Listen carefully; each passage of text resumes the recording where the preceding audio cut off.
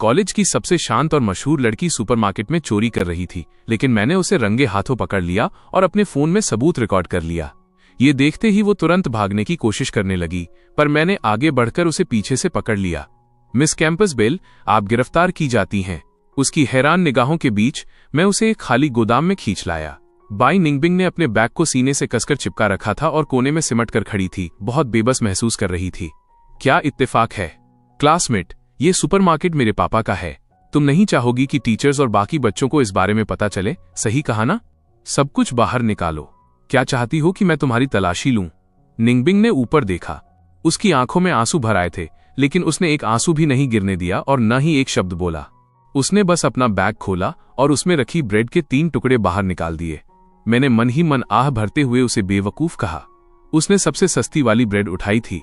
अगर चोरी ही करनी थी तो कोई महंगी चीज क्यों नहीं चुराई? कोई चिकन लेग या सॉसेज चुरा सकती थी। मैंने सिर्फ ब्रेड के 3 टुकड़े लिए हैं और कुछ नहीं लिया। बैग के अंदर और कुछ भी नहीं है। सच में अंदर कुछ और नहीं था।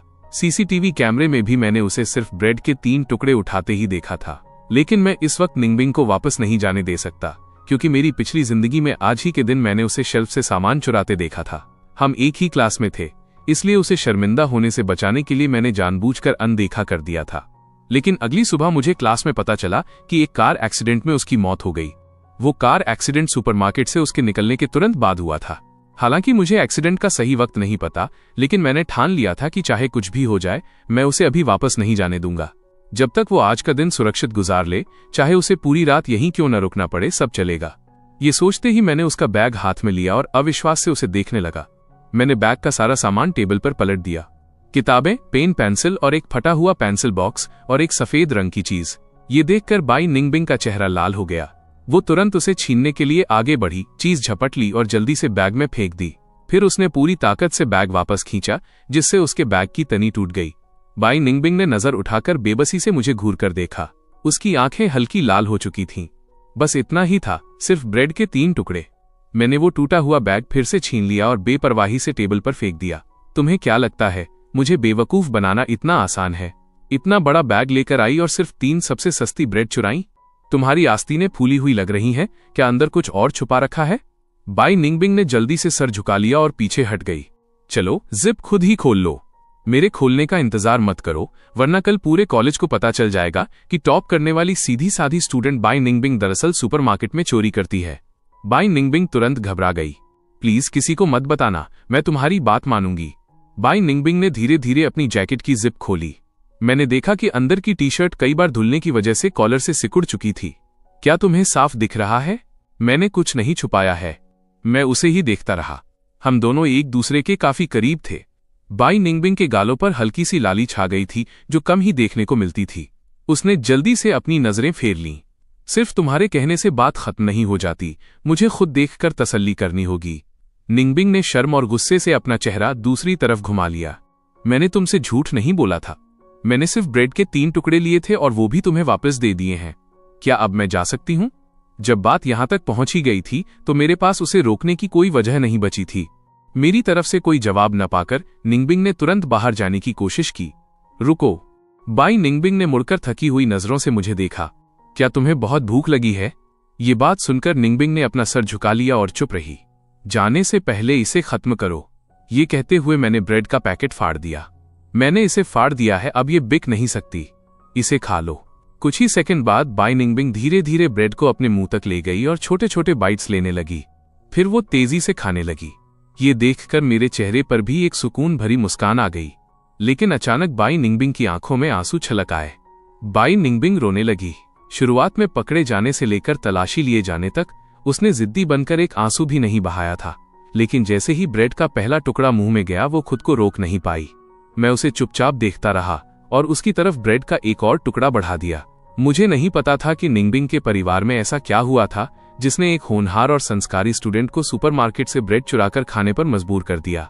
खाना खत्म करने के बाद निंगबिंग ने एक कागज पर तेजी से कुछ लाइनें लिखीं। फिर उसने पूरी गंभीरता के साथ वो सफेद कागज मुझे थमा दिया। उस पर लिखा था, 30 अगस्त 2023 बाई निंगबिंग पर गू शियाओयू की ब्रेड के 3 टुकड़े उधार हैं। मैं एकटक उस पर्ची को देखता रह गया। उसकी हैंडराइटिंग देखते ही मुझे यकीन हो गया। पिछली बार स्पोर्ट्स रिप्रेजेंटेटिव के चुनाव में क्लास के 52 बच्चों में से जिस इकलौते इंसान ने मुझे वोट दिया था वो बाई निंगबिंग थी, लियू रयान नहीं। उस वक्त मैं यही सोचता रहा था कि लियू रयान ने मुझे वोट दिया है। बाद में मैंने एक बार इसका जिक्र भी किया था, तब लियू रयान ने न तो हाँ कहा और न ही ना, बल्कि जानबूझकर बात को गोल गोल घुमाती रही। मिस कैंपस बेल, क्या तुम्हें लगता है कि एक रसीद लिख देने से आज की बात खत्म हो जाएगी? तुम इसे कैसे सुलझाना चाहती हो? मैंने अभी तुम्हारा बैग फाड़ दिया है, मैं तुम्हें नया बैग दूंगा। जरूरत नहीं है, फटा हुआ हिस्सा सिला जा सकता है। इस मामले में फैसला मेरा चलेगा। मुझे दूसरों का एहसान लेना पसंद नहीं है।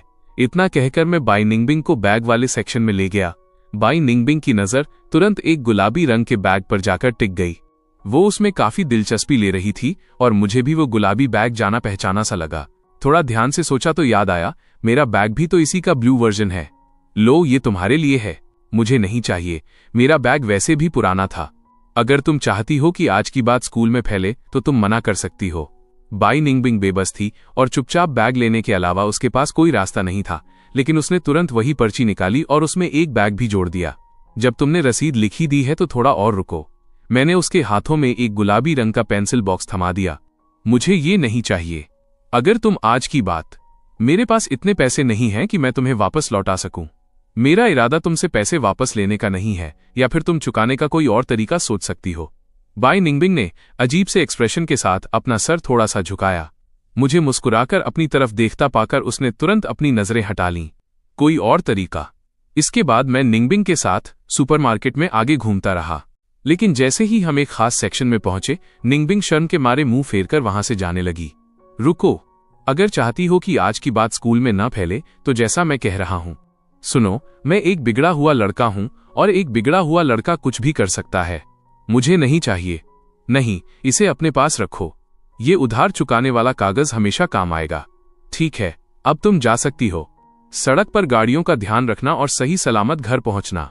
कल रोज की तरह स्कूल आना। अगर तुम सीधी साधी लड़की बनकर रहोगी तो समझो आज जो कुछ भी हुआ वो कभी हुआ ही नहीं था। समझे? निंगबिंग को समझ नहीं आया कि मैंने ये बातें क्यों कहीं, लेकिन वो इतना समझ गई थी कि इस लड़के का इरादा गलत नहीं है। तभी लियू रयान अपनी 2 सहेलियों के साथ वहां आ पहुंची। मिस कैंपस बेल, जाने से पहले 1 मिनट रुको। अरे वाह, गु शियाओयू तो अब निंगबिंग से भी बातें करने लगा है। अच्छा ये बताओ, हम दोनों में से कौन ज्यादा खूबसूरत है, निंगबिंग या मैं? रयान, तुम्हारे क्लासमेट के घर का तो सच में सुपरमार्केट है। ये सुपरमार्केट कितना बड़ा है? तुम लोग बेझिझक पूरा सुपरमार्केट घूमकर देख लो, जो पसंद आए उठा लो, वैसे भी तुम्हें पैसे तो देने नहीं है।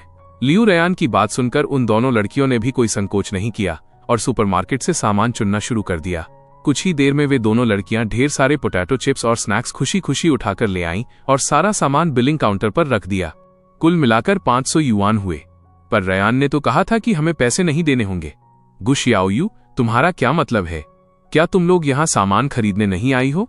ये सिर्फ थोड़ा सा खाने पीने का सामान है, कोई बहुत महंगा नहीं है।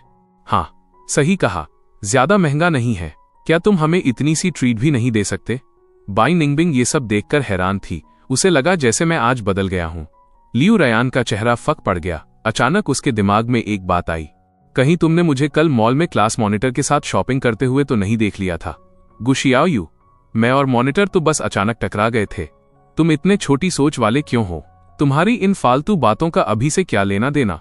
खरीदी हुई चीजों के पैसे देना क्या एक सामान्य सी बात नहीं है? क्यों क्लासमेट बाई, क्या मैं सही कह रहा हूं? बाई निंगबिंग ने अपना चेहरा दूसरी तरफ घुमा लिया। उसे लगा कि उसे इस बात का जवाब देने का कोई हक नहीं है। रयान, छोड़ो भी, हमारा वैसे भी इतना खाने का मन नहीं है। गु शियाओयू, तुम्हें इस बात का पछतावा होगा। इतना कहकर लियू रयान अपनी दोनों सहेलियों को लेकर सुपरमार्केट से जाने लगी। रुको, जो सामान जहां से उठाया था उसे बिल्कुल वहीं वापस रख कर जाओ, वरना तुम्हें मेरे तरीके अच्छे से पता है। उसकी दोनों सहेलियों ने स्कूल में मेरी बदनामी के किस्से पहले ही सुन रखे थे, इसलिए वे तुरंत सारा सामान वापस उसकी जगह पर रखने भाग गईं। ऐसा करने के बाद वे तेजी से लियू रयान के पास आ गईं। रयान, चलो यहां से चलते हैं। गु शियाओयू, आज जो भी हुआ उसके लिए मैं तुम्हें कभी माफ नहीं करूंगी। बाई निंगबिंग मेरे पास खड़ी होकर ये सब बेवकूफों की तरह देखती रही। उसे ये सब समझने में थोड़ा वक्त लगा। पिछले साल स्पोर्ट्स रिप्रेजेंटेटिव के चुनाव में मुझे वोट देने के लिए शुक्रिया क्लासमेट बाई। निंगबिंग ये सुनकर चौंक गई। कुछ ही सेकंड में उसका चेहरा शर्म से लाल हो गया और वो भागने लगी। सड़क पर आराम से चलो, सिर्फ वॉक करो। अगर सड़क पर भागने की कोशिश की तो कल स्कूल में तुम्हारी चोरी की शिकायत कर दूंगा। बाई निंगबिंग ने उलझन में अपना सर घुमाकर देखा, लेकिन फिर भी सीधी बच्ची की तरह अपनी स्पीड धीमी कर ली। अगले दिन स्कूल पहुंचते ही मैं सीधा क्लास के दरवाजे की तरफ भागा। जब मैंने निंगबिंग को अपनी सीट पर सही सलामत बैठे देखा तो मेरी खुशी का ठिकाना न रहा। बाई निंगबिंग ने मुझे अपनी तरफ देखते हुए पाया। उसका छोटा सा चेहरा शर्म से लाल हो गया और उसने अपना मुंह दूसरी तरफ घुमा लिया। गुशियाओयू, क्या तुम खुद को इस कहानी का हीरो समझते हो? स्कूल के पहले ही दिन लेट आए हो। जाकर अपनी तय की हुई सीट पर बैठो। तुमसे बाद में निपटती हूं। ठीक है टीचर सू। बाई, अगर तुम्हें पीछे से साफ दिखाई न दे तो मुझे बता देना, मैं तुम्हें आगे शिफ्ट कर दूं। क्या? मुझे ऐतराज है। तुम्हें ऐतराज है?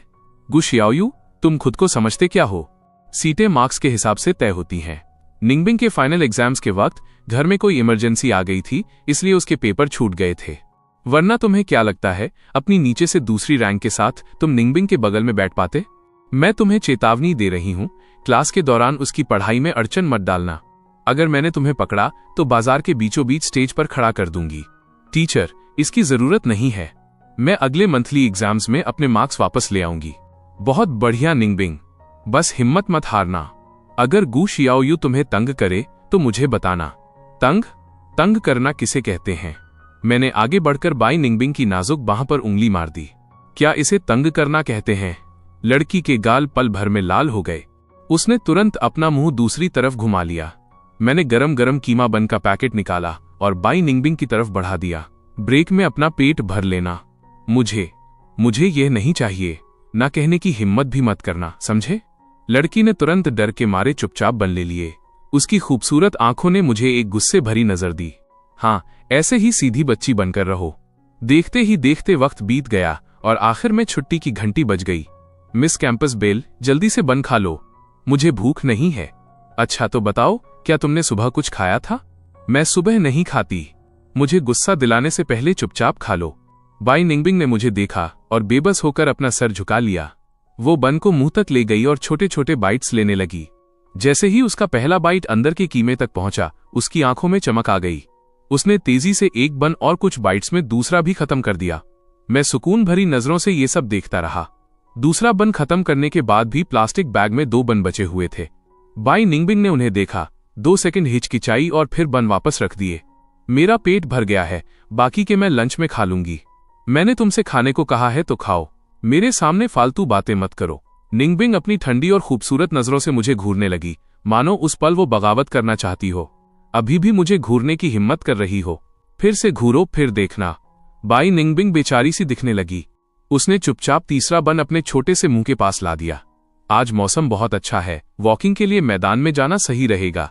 क्या तुम्हें नहीं लगता? गु शियाओयू, बाहर आओ, मुझे तुमसे कुछ बात करनी है। इतना कहकर लियू रयान मुड़ी और ये सोचकर चलने लगी कि मैं उसके पीछे आऊंगा। लेकिन थोड़ा आगे जाने के बाद जब उसने पीछे मुड़कर देखा तो वहां कोई नहीं था। उसने देखा कि मैं अभी भी अपनी सीट पर बैठा हुआ हूं। गु शियाओयू, तुम हद से ज्यादा बढ़ रहे हो। मैंने क्या किया? जो कहना है यहीं कहो। बात बस इतनी है कि मेरा हिलने का मन नहीं है। चलो मेरे साथ कैंटीन चलो, मुझे खाना खाना है। सॉरी, मुझे पढ़ाई करनी है। मैं अपनी सीट पर बिना हिले डुले बैठा रहा। लियू रयान कुछ नहीं कर सकी और मजबूरी में अपनी सहेलियों के साथ चली गई। जब दोपहर हुई तो क्लास में सिर्फ मैं और निंगबिंग ही बचे थे। मैं सच में देखना चाहता था कि हर बार जब निंगबिंग इतनी देर से कैंटीन जाती है तो आखिर वो खाती क्या है, या फिर वो कुछ खाती ही नहीं है। निंगबिंग अपनी सीट पर बहुत शांत बैठी थी और सुबह टीचर के दिए हुए होमवर्क को ध्यान से कर रही थी। ऐसा लग रहा था जैसे उसे अंदाजा ही नहीं है कि क्लास में सिर्फ हम दोनों बचे हैं। इंतजार करते करते आखिर में मुझे नींद आ गई। बाई निंगबिंग ने मुड़कर देखा तो पाया कि मैं गहरी नींद में सोया हुआ हूं, यहां तक कि मेरे मुंह के कोने से लार भी टपक रही थी। वो थोड़ी देर तक मुझे खोई खोई सी देखती रही। उसका एक छोटा सा राज था जिसे बहुत कम लोग जानते थे। वो ये कि वो मिडिल स्कूल के दिनों से गु शियाओयू को जानती थी। उसके दिमाग में इस लड़के से जुड़ी कई यादें बसी हुई थीं, लेकिन वो ये भी अच्छी तरह जानती थी कि इस लड़के को कुछ भी याद नहीं है, या शायद उसने कभी परवाह ही नहीं की। पर इससे कोई फर्क नहीं पड़ता था, उसे सब याद था। कुछ देर चुपचाप बैठने के बाद वो क्लास से बाहर निकल गई। ये उसके लंच का तय वक्त था। कैंटीन पहुंचने तक बाकी बच्चे काफी पहले ही खाना खाकर जा चुके थे और कैंटीन पूरी तरह खाली थी। अरे छोटी बच्ची, तुम फिर आ गईं। आंटी ने तुमसे कितनी बार कहा है कि अगली बार जरा जल्दी आया करो। हर बार इसी टाइम आती हो। सारा खाना खत्म हो चुका है, बस सूप बचा है। कोई बात नहीं आंटी, मैं सादा चावल ही खा लूंगी। तुम्हें शायद पता नहीं है, ये अपनी क्लास में टॉप करती है। देर से आने का मतलब है कि वो पढ़ाई कर रही होगी। इसे तो देखो, बिल्कुल परी जैसी लगती है और पढ़ाई में भी इतनी तेज है। अगर मेरा बेटा इसका आधा भी होता तो मेरे लिए बहुत था। आंटी, इसे थोड़े चावल और दे दो, मैं ऊपर से थोड़ा सा रसा डाल देती हूँ। चलो बस 50 पैसे दे देना। Thank you aunty. Card swipe करने के बाद बाई निंगबिंग ने देखा कि कार्ड में सिर्फ 5 युआन 20 पैसे बचे थे। 50 पैसे का खाना भी उसके लिए थोड़ा महंगा ही था। इसी बीच मेरी आंख क्लास में अचानक खुली। मुझे एहसास हुआ कि मैं करीब आधे घंटे से सो रहा था। इस वक्त कैंटीन में खाना मिलना मुश्किल ही था। मैं तेजी से कैंटीन की तरफ भागा। बेटा, इस वक्त तो सिर्फ चावल ही बचे हैं। ठीक है, चावल ही दे दीजिए। वैसे आंटी, मुझसे पहले क्या कोई खूबसूरत सी लड़की यहाँ खाना खाने आई थी? हाँ, वो छोटी बच्ची हमेशा बहुत देर तक पढ़ाई करती है। हर बार जब वो आती है तो सिर्फ सादे चावल ही बचे होते हैं। लो, चावल तैयार हैं। मैंने 2 युआन स्वाइप किए। मुझे थोड़ा अचरज हुआ कि इतना सस्ता। दोपहर में पीटी क्लास के दौरान मैं अपने दोस्तों के साथ बास्केटबॉल खेल रहा था। पीटी क्लास के फ्री टाइम में बाई निंगबिंग हमेशा एक ही जगह बैठकर हाथ में किताब लिए मुझे चोरी छिपे बास्केटबॉल खेलते देखा करती थी। बास्केटबॉल खेलने वाला हर लड़का जानता है कि डंक मारना हर लड़के का सपना होता है। जैसे ही मैंने एक जबरदस्त स्लैम डंक मारा, बाई निंगबिंग ने हैरान नजरों से मुझे देखा। क्लास के बाकी लड़के तो और भी दंग रह गए, उनके मुंह खुले के खुले रह गए। मुझे खुद भी थोड़ा अचरज हुआ। कल दोबारा जिंदगी मिलने के बाद से अब तक मैंने महसूस किया था कि मेरी ताकत काफी बढ़ गई है। मैंने बस यूं ही उछलकर डंक मार दिया था। क्या ये दोबारा जिंदगी मिलने का कोई अनपेक्षित तोहफा था? मेरी नजर निंगबिंग की तरफ गई। अचानक हमारी नजरें मिल गईं। निंगबिंग ने तुरंत किताब अपने चेहरे के आगे कर ली और ऐसे नाटक करने लगी मानो मन ही मन पाठ याद कर रही हो। गु शियाओयू, तुम अभी कितने हैंडसम लग रहे थे। मैंने लियू रयान पर एक हल्की सी नजर डाली और मुंह फेर लिया। लियू रयान की तारीफें सुन ही रहा था कि तभी क्लास मॉनिटर वांग हारान मुझे बेहद नापसंदगी से घूरने लगा। बास्केटबॉल में मुझे कोई नहीं हरा सकता। गु शियाओयू, क्या हिम्मत है? 1-on-1 मुकाबला करोगे? जब मॉनिटर अपनी ही धुन में बकबक कर रहा था तब मेरी नजर निंगबिंग पर पड़ी, जो जमीन पर बैठी अपना दायां टखना पकड़े दर्द में दिख रही थी। क्या हुआ? मुझे लगता है मैंने अभी एक लड़की को देखा जिसने बाई निंगबिंग को पीछे से धक्का दिया और बाई निंगबिंग गिर गई। वो लड़की कैसी दिख रही थी? किस क्लास की थी? साफ दिखाई नहीं दिया। मेरी पीठ पर बैठो, मैं तुम्हें डिस्पेंसरी ले चलता हूं। बाई निंगबिंग खड़ी हो गई और एकटक मेरी चौड़ी पीठ को देखने लगी। अब किस बात का इंतजार कर रही हो? आओ ऊपर बैठो। मैंने बाई निंगबिंग को पीठ पर उठाया और तेजी से डिस्पेंसरी की तरफ भागा। इस वक्त लड़की के चेहरे पर बसंत की गुनगुनी धूप जैसी एक प्यारी सी मुस्कान आ चुकी थी। तुम्हें किसने धक्का दिया? क्या तुमने देखा? नहीं। तो क्या तुम्हें किसी पर शक है? नहीं। क्या तुम्हें डर लग रहा है कि मैं उन्हें सबक सिखाऊंगा? अरे कमाल है। डिस्पेंसरी पहुंचकर मैं बाई निंगबिंग को पीठ पर लिए घूमता रहा, लेकिन मुझे कहीं डॉक्टर नहीं दिखे। मजबूरी में मैंने बाई निंगबिंग को पहले बेड पर बिठाया। तुम क्या कर रहे हो? देख रहा हूं कि सिर्फ टखना मुड़ा है या हड्डी खिसक गई है। तुम तो ऐसे बोल रहे हो जैसे हमारे गांव में मैं अक्सर गांव के बुजुर्गों के हाथ पैर की मोच ठीक करता था। ज्यादा गंभीर नहीं लग रहा, बस मामूली सी मोच है। ज्यादा सूजन भी नहीं है, थोड़ा सा लाल तेल लगा देते हैं। इतना कहकर मैंने बाई निंगबिंग का दायां पैर अपने घुटने पर रखा और तेल लगाने ही वाला था, लेकिन अगले ही पल निंगबिंग ने अपना पैर पीछे खींच लिया। मैं खुद लगा लूंगी। निंगबिंग ने अपना मुंह फेर लिया और तेल लगाने के बाद खुद ही उस छोटी सी डिस्पेंसरी से बाहर निकल गई। मैं उसके पीछे पीछे भागा और लगातार सफाई देता रहा। निंगबिंग ने मुझे पूरी तरह अनदेखा कर दिया और सर झुकाए आगे चलती रही। इस वक्त तक स्कूल की छुट्टी हो चुकी थी। बाई निंगबिंग ने कहा कि वो पढ़ाई करने वापस क्लास में जाना चाहती है, इसलिए मैंने उसे टीचिंग बिल्डिंग की तरफ जाने दिया। वहीं मैं घर जाने की तैयारी करने लगा। जब मैं अपनी साइकिल चलाकर स्कूल के गेट तक पहुंचा तो मेरे दिमाग से निंगबिंग के टखने की मोच का ख्याल निकल ही नहीं रहा था। मुझे ये भी नहीं पता था कि ये लड़की कहाँ रहती है, उसका घर दूर है या पास। ऐसी हालत में क्या उसे लंगड़ाते हुए वापस जाना पड़ेगा? मुझे बस उसे घर छोड़ देना चाहिए। खाली पड़ी क्लास में निंगबिंग पढ़ाई नहीं कर रही थी, बल्कि वह पोडियम पर लंगड़ाती हुई खड़ी थी। वो हाथ में डस्टर लिए पंजों के बल उचककर ब्लैकबोर्ड पर लिखी चीजों को मिटाने की पूरी कोशिश कर रही थी। मेरी नजर चुपचाप ब्लैकबोर्ड के कोने में बने ड्यूटी रोस्टर पर गई। वहां लिखा था ब्लैकबोर्ड और पोडियम गू। उसी वक्त बाई निंगबिंग ने मुझे दरवाजे के बाहर खड़े देख लिया। वो ऐसे सहम गई मानो कोई गलती करते हुए पकड़ी गई हो और तेजी से पीछे हट गई। तुम्हारे पैर में चोट लगी है, मैं पहले तुम्हें घर छोड़ देता हूं। मुझे छोड़ने की जरूरत नहीं है। तो फिर तुम कहाँ रहती हो? क्या बहुत दूर है? नहीं। मैंने उसे शक की नजरों से देखा। सफाई खत्म करने के बाद निंगबिंग तेजी से मेरे बगल से गुजर गई। मैं अपनी साइकिल धकेलते हुए उस लड़की के साथ स्कूल के गेट तक गया। क्या कहती हो, मैं तुम्हें घर छोड़ दूं? जरूरत नहीं है। अगर मेरे पापा ने किसी अनजान लड़के को मेरे साथ देख लिया तो वे। ठीक है फिर। क्लासमेट बाई, रास्ते में अपना ख्याल रखना और सही सलामत घर पहुंचना। निंगबिंग के चेहरे पर एक दुर्लभ मुस्कान उभर आई। कल मिलते हैं। घर पहुंचते ही मेरी टक्कर पापा से हुई, जो बाहर निकल रहे थे। पापा, आप कहां जा रहे हैं? आंटी लियू के पोते का जन्म हुआ है, इसलिए उन्होंने रिजाइन कर दिया और घर चली गईं। अब सुपरमार्केट में स्टाफ की कमी हो गई है। पापा, अगर सुपरमार्केट में लोगों की कमी है तो मेरी पहचान में एक स्टूडेंट है जो जॉब के लिए अप्लाई कर सकती है। क्या ये चलेगा? बिल्कुल, सही वक्त आने पर उसे इंटरव्यू के लिए ले आना। अब मैं तुमसे और बात नहीं कर सकता। मैं पहले सुपरमार्केट जा रहा हूं। मम्मी, मैं आ गया। मेरी बहन कहाँ है? तुम्हारे आने से ठीक पहले उसे मैंने और तुम्हारे पापा ने बहुत डांटा है। क्यों? तुम्हारी बहन आजकल नंबर 65 मिडिल स्कूल के गेट वाले उस बेवकूफ के कुछ ज्यादा ही करीब जा रही है। मेरी बहन गुस्से में बाहर भाग गई। व्हाइट कोट वाले वो अंकल बुरे इंसान नहीं है। और फिर वो तुरंत अपने कमरे में वापस चली गई। मैंने अपनी बहन को उन्हें अंकल सस्पेंडर्स कहते सुना था। अचानक मुझे याद आया। ये बात याद आते ही मुझे ध्यान आया कि मैं भी मिडिल स्कूल में नंबर 65 स्कूल में ही पढ़ता था। और वो बेवकूफ अंकल जब मैं मिडिल स्कूल में था तब भी स्कूल के गेट पर ही रहते थे। बाकी बच्चे अंकल सस्पेंडर्स को बहुत चिढ़ाते और तंग करते थे। हर बार मैं आगे बढ़कर उन पर चिल्लाता और उन्हें रोकता था। मुझे आज भी याद है, उसी स्कूल की एक लड़की भी मेरे साथ आगे आकर उन पर चिल्लाया करती थी। मुझे उसका नाम नहीं पता था, बस इतना याद है कि उसके बाल बहुत लंबे और बिखरे हुए रहते थे और उसका चेहरा पूरी तरह ढका होता था।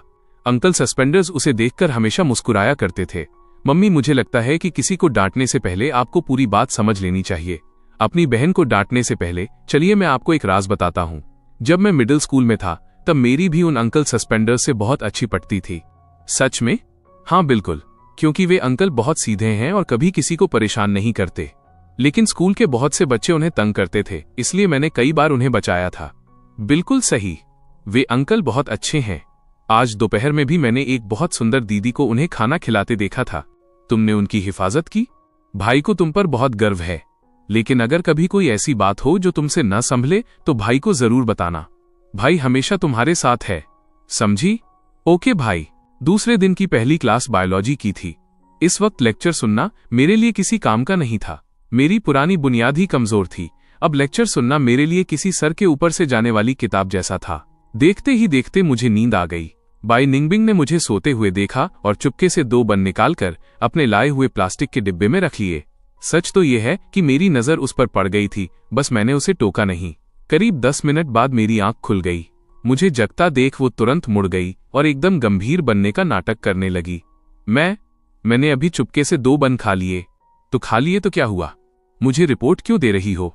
निंगबिंग ने अपना सर झुका लिया। वो बहुत झेप गई थी और उसने तेजी से अपना मुंह वापस घुमा लिया। उसके गाल पल भर में लाल हो गए। जिंदगी में पहली बार मुझे लगा कि कोई झूठ बोलते हुए भी इतना प्यारा लग सकता है। एक आम इंसान की धड़कन 60 से 90 के बीच होती है। वैसे आप सब जानते ही हैं कि लाई डिटेक्टर मशीन कैसे काम करती है। पल्स रेट झूठ पकड़ने का एक बड़ा जरिया है। अब आप सब अपने बगल में बैठे साथी के साथ इसे ट्राई कर सकते हैं। सामने वाले की पल्स चेक कीजिए। ये सुनते ही मुझमें एकदम से एनर्जी आ गई। बाई निंगबिंग बुरी तरह घबरा गई और थकी हुई नजरों से मुझे देखने लगी। तुम क्या कर रहे हो? क्या मैं तुम्हें डरावना लगता हूं? जरा पल्स चेक करने दो। तुम नहीं कर सकते। क्यों? क्या तुम्हारा कोई छुपा हुआ राज है? नहीं का मतलब नहीं होता। तो फिर मैं तुम्हारी दिल की धड़कन सुनूंगा। दोनों के बीच काफी देर तक खींचातान चलती रही, पर आखिर में कोई नतीजा नहीं निकला। सुबह की क्लासेस खत्म हुई और देखते ही देखते लंच का टाइम हो गया। लियू रयान फिर से मेरी तरफ चलकर आई। शियाओयू, क्या आज तुम मेरे साथ खाना खाने चलोगे? नहीं, मुझे पढ़ाई करनी है। सीधे साधे स्टूडेंट बनने का नाटक बंद करो। तुम्हारे जैसे मार्क्स के साथ भला क्या पढ़ाई करोगे? तुम जानबूझकर मुझे नीचा दिखाने के लिए ये सब कर रहे हो ना? अगर थोड़ी भी समझदारी है तो खुद ही यहाँ से चली जाओ। मुझे तुम्हें भगाने पर मजबूर मत करो। लियू रयान का दिल टूट गया और वो रोने रोने को हो गई। उसकी सहेली तुरंत आगे बढ़ी, उसे हाथ से पकड़ा और बाहर ले जाने लगी। चलो भी, इसके मुंह क्या लगना। जब क्लास के सारे बच्चे चले गए तो कमरे में सिर्फ मैं और बाई निंगबिंग ही बचे। इस दौरान बाई निंगबिंग ने मुड़कर अपने बगल में देखा और पाया कि मैं सच में बहुत लगन से पढ़ाई कर रहा था। मेरे इस बदलाव को देखकर बाई निंगबिंग अपनी मुस्कान नहीं रोक पाई, लेकिन जैसे ही अगले ही पल मैंने उसकी तरफ देखा, निंगबिंग ने तुरंत अपना मुंह वापस घुमा लिया। वक्त बीतता गया। जब निंगबिंग के लंच का तय वक्त हुआ तो वो खड़ी हो गई। मैं भी उसी वक्त खड़ा हो गया।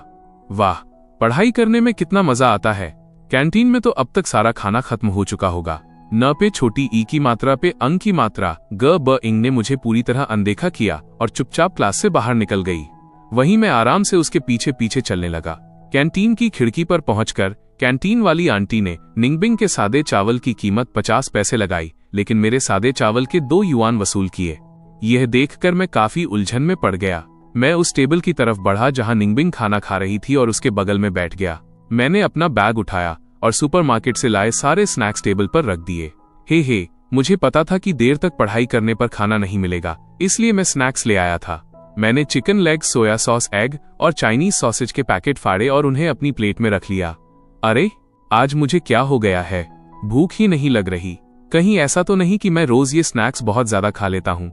मैंने ऊपर उस लड़की की तरफ देखा, उसकी प्लेट अपनी तरफ खींची और स्नैक्स से भरी अपनी प्लेट उसकी तरफ सरका दी। चलो, आज हम खाना बदल लेते हैं। निंगबिंग हैरान रह गई। मुझे देखते हुए वो कुछ कहने ही वाली थी कि मैंने तेजी से उसकी तरफ उंगली उठाई। अगर तुमने एक शब्द भी और कहा तो तुम्हें पता है कि क्या होगा। बाई निंगबिंग मुझे एकटक देखती रह गई और अपना मुंह बंद कर लिया। कुछ बोलने की हिम्मत नहीं हुई। वैसे मेरे घर के सुपरमार्केट में रात के वक्त एक कैशियर की जरूरत है। मैं तुम्हें अभी ऑफिशियली बता रहा हूं, तुम्हें जॉब पर रख लिया गया है। अगर तुमने नाकामी या मना करने का एक शब्द भी कहा तो मैं अपना असली रूप दिखा दूंगा। समझे या नहीं? मुझे कोई ऐतराज नहीं है, मैं तैयार हूं। ये हुई ना बात। मैंने सुकून से उसे देखा। बाई निंगबिंग बहुत खुशी खुशी सर झुकाकर खाने लगी। तभी उसने अपना टिफिन बॉक्स निकाला। मुझे अंदर रखे बंद न दिखें, इसलिए उसने टिफिन अपनी गोद में रख लिया। फिर उसने प्लेट में बचे चावल, chicken leg, soya sauce, egg और चाइनीज सॉसेज उस टिफिन में पलट लिए। ये क्या कर रही हो? पापा के लिए ले जा रही हूं। मुझे लगा जैसे मेरे कानों ने कुछ अजीब सुन लिया हो। नहीं, क्या तुम्हारा मतलब है कि तुम अभी स्कूल से बाहर जा रही हो? उन्हें ये खाना पहुंचाने के लिए? मुझे कुछ समझ नहीं आ रहा था। मुझे पहले से ही निंगबिंग के पापा पर गुस्सा था। अपनी ही बेटी को सुपरमार्केट से ब्रेड चुराकर खाने पर मजबूर करना एक बात थी, और अब बेटी से स्कूल की कैंटीन का खाना मंगवाना, यह किस तरह का बाप है? सॉरी।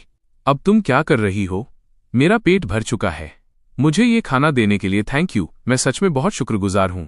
नहीं, मेरा ये मतलब नहीं था कि तुम अपने पापा के लिए खाना नहीं ले जा सकती, लेकिन कम से कम तुम्हें ये चिकन लेग तो खा लेना चाहिए। ठीक है, बाकी का खाना तुम उन्हें दे सकती हो, पर मुझसे अब और नहीं खाया जाएगा। ठीक है, दे देना उन्हें खाने के लिए। मैंने मान लिया। अब तुम जा सकती हो। Thank you. बाई निंगबिंग ने और कुछ नहीं कहा, मुड़ी और चली गई। कैंटीन से बाहर जाती उस लड़की की पीठ को देखते हुए मैंने एक लंबी सांस ली। कॉलेज की सबसे मशहूर लड़की ने जाहिर तौर पर कभी पेट भरकर खाना नहीं खाया था, लेकिन जब मैंने उसके सामने इतना अच्छा खाना रखा तो उसने उसे खाया नहीं, बल्कि तुरंत टिफिन में पैक किया और चुपके से स्कूल से बाहर भाग गई। टिफिन एक अधेड़ उम्र के आदमी के पास ले गई। जब उस अधेड़ उम्र के आदमी ने लड़की को देखा तो खुशी से उसका नाम पुकारा, निंगबिंग।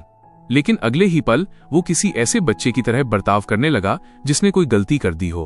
वो तेजी से खड़ा हो गया।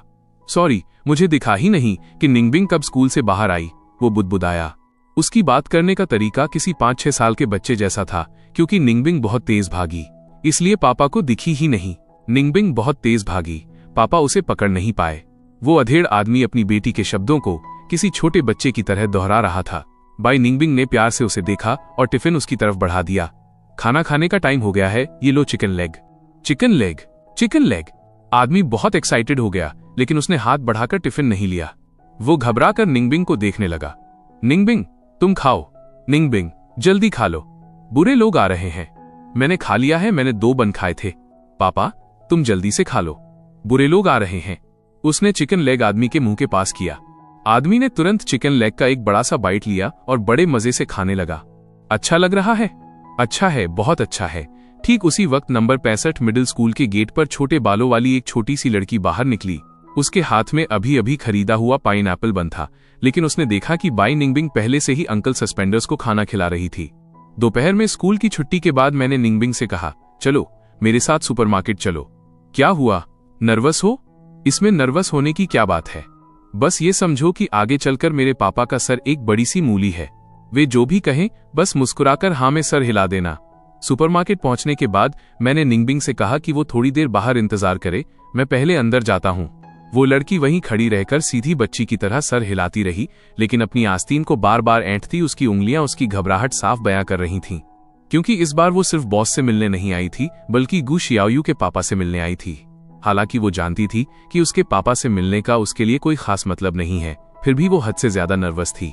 पापा, मैं उस इंसान को ले आया हूं, बस थोड़ा सा काम समझा दीजिए, यहां ज्यादा सवाल मत पूछिएगा। जरा मैं भी तो देखूं कि तू किस बदकिस्मत की पढ़ाई खराब करने तुला है।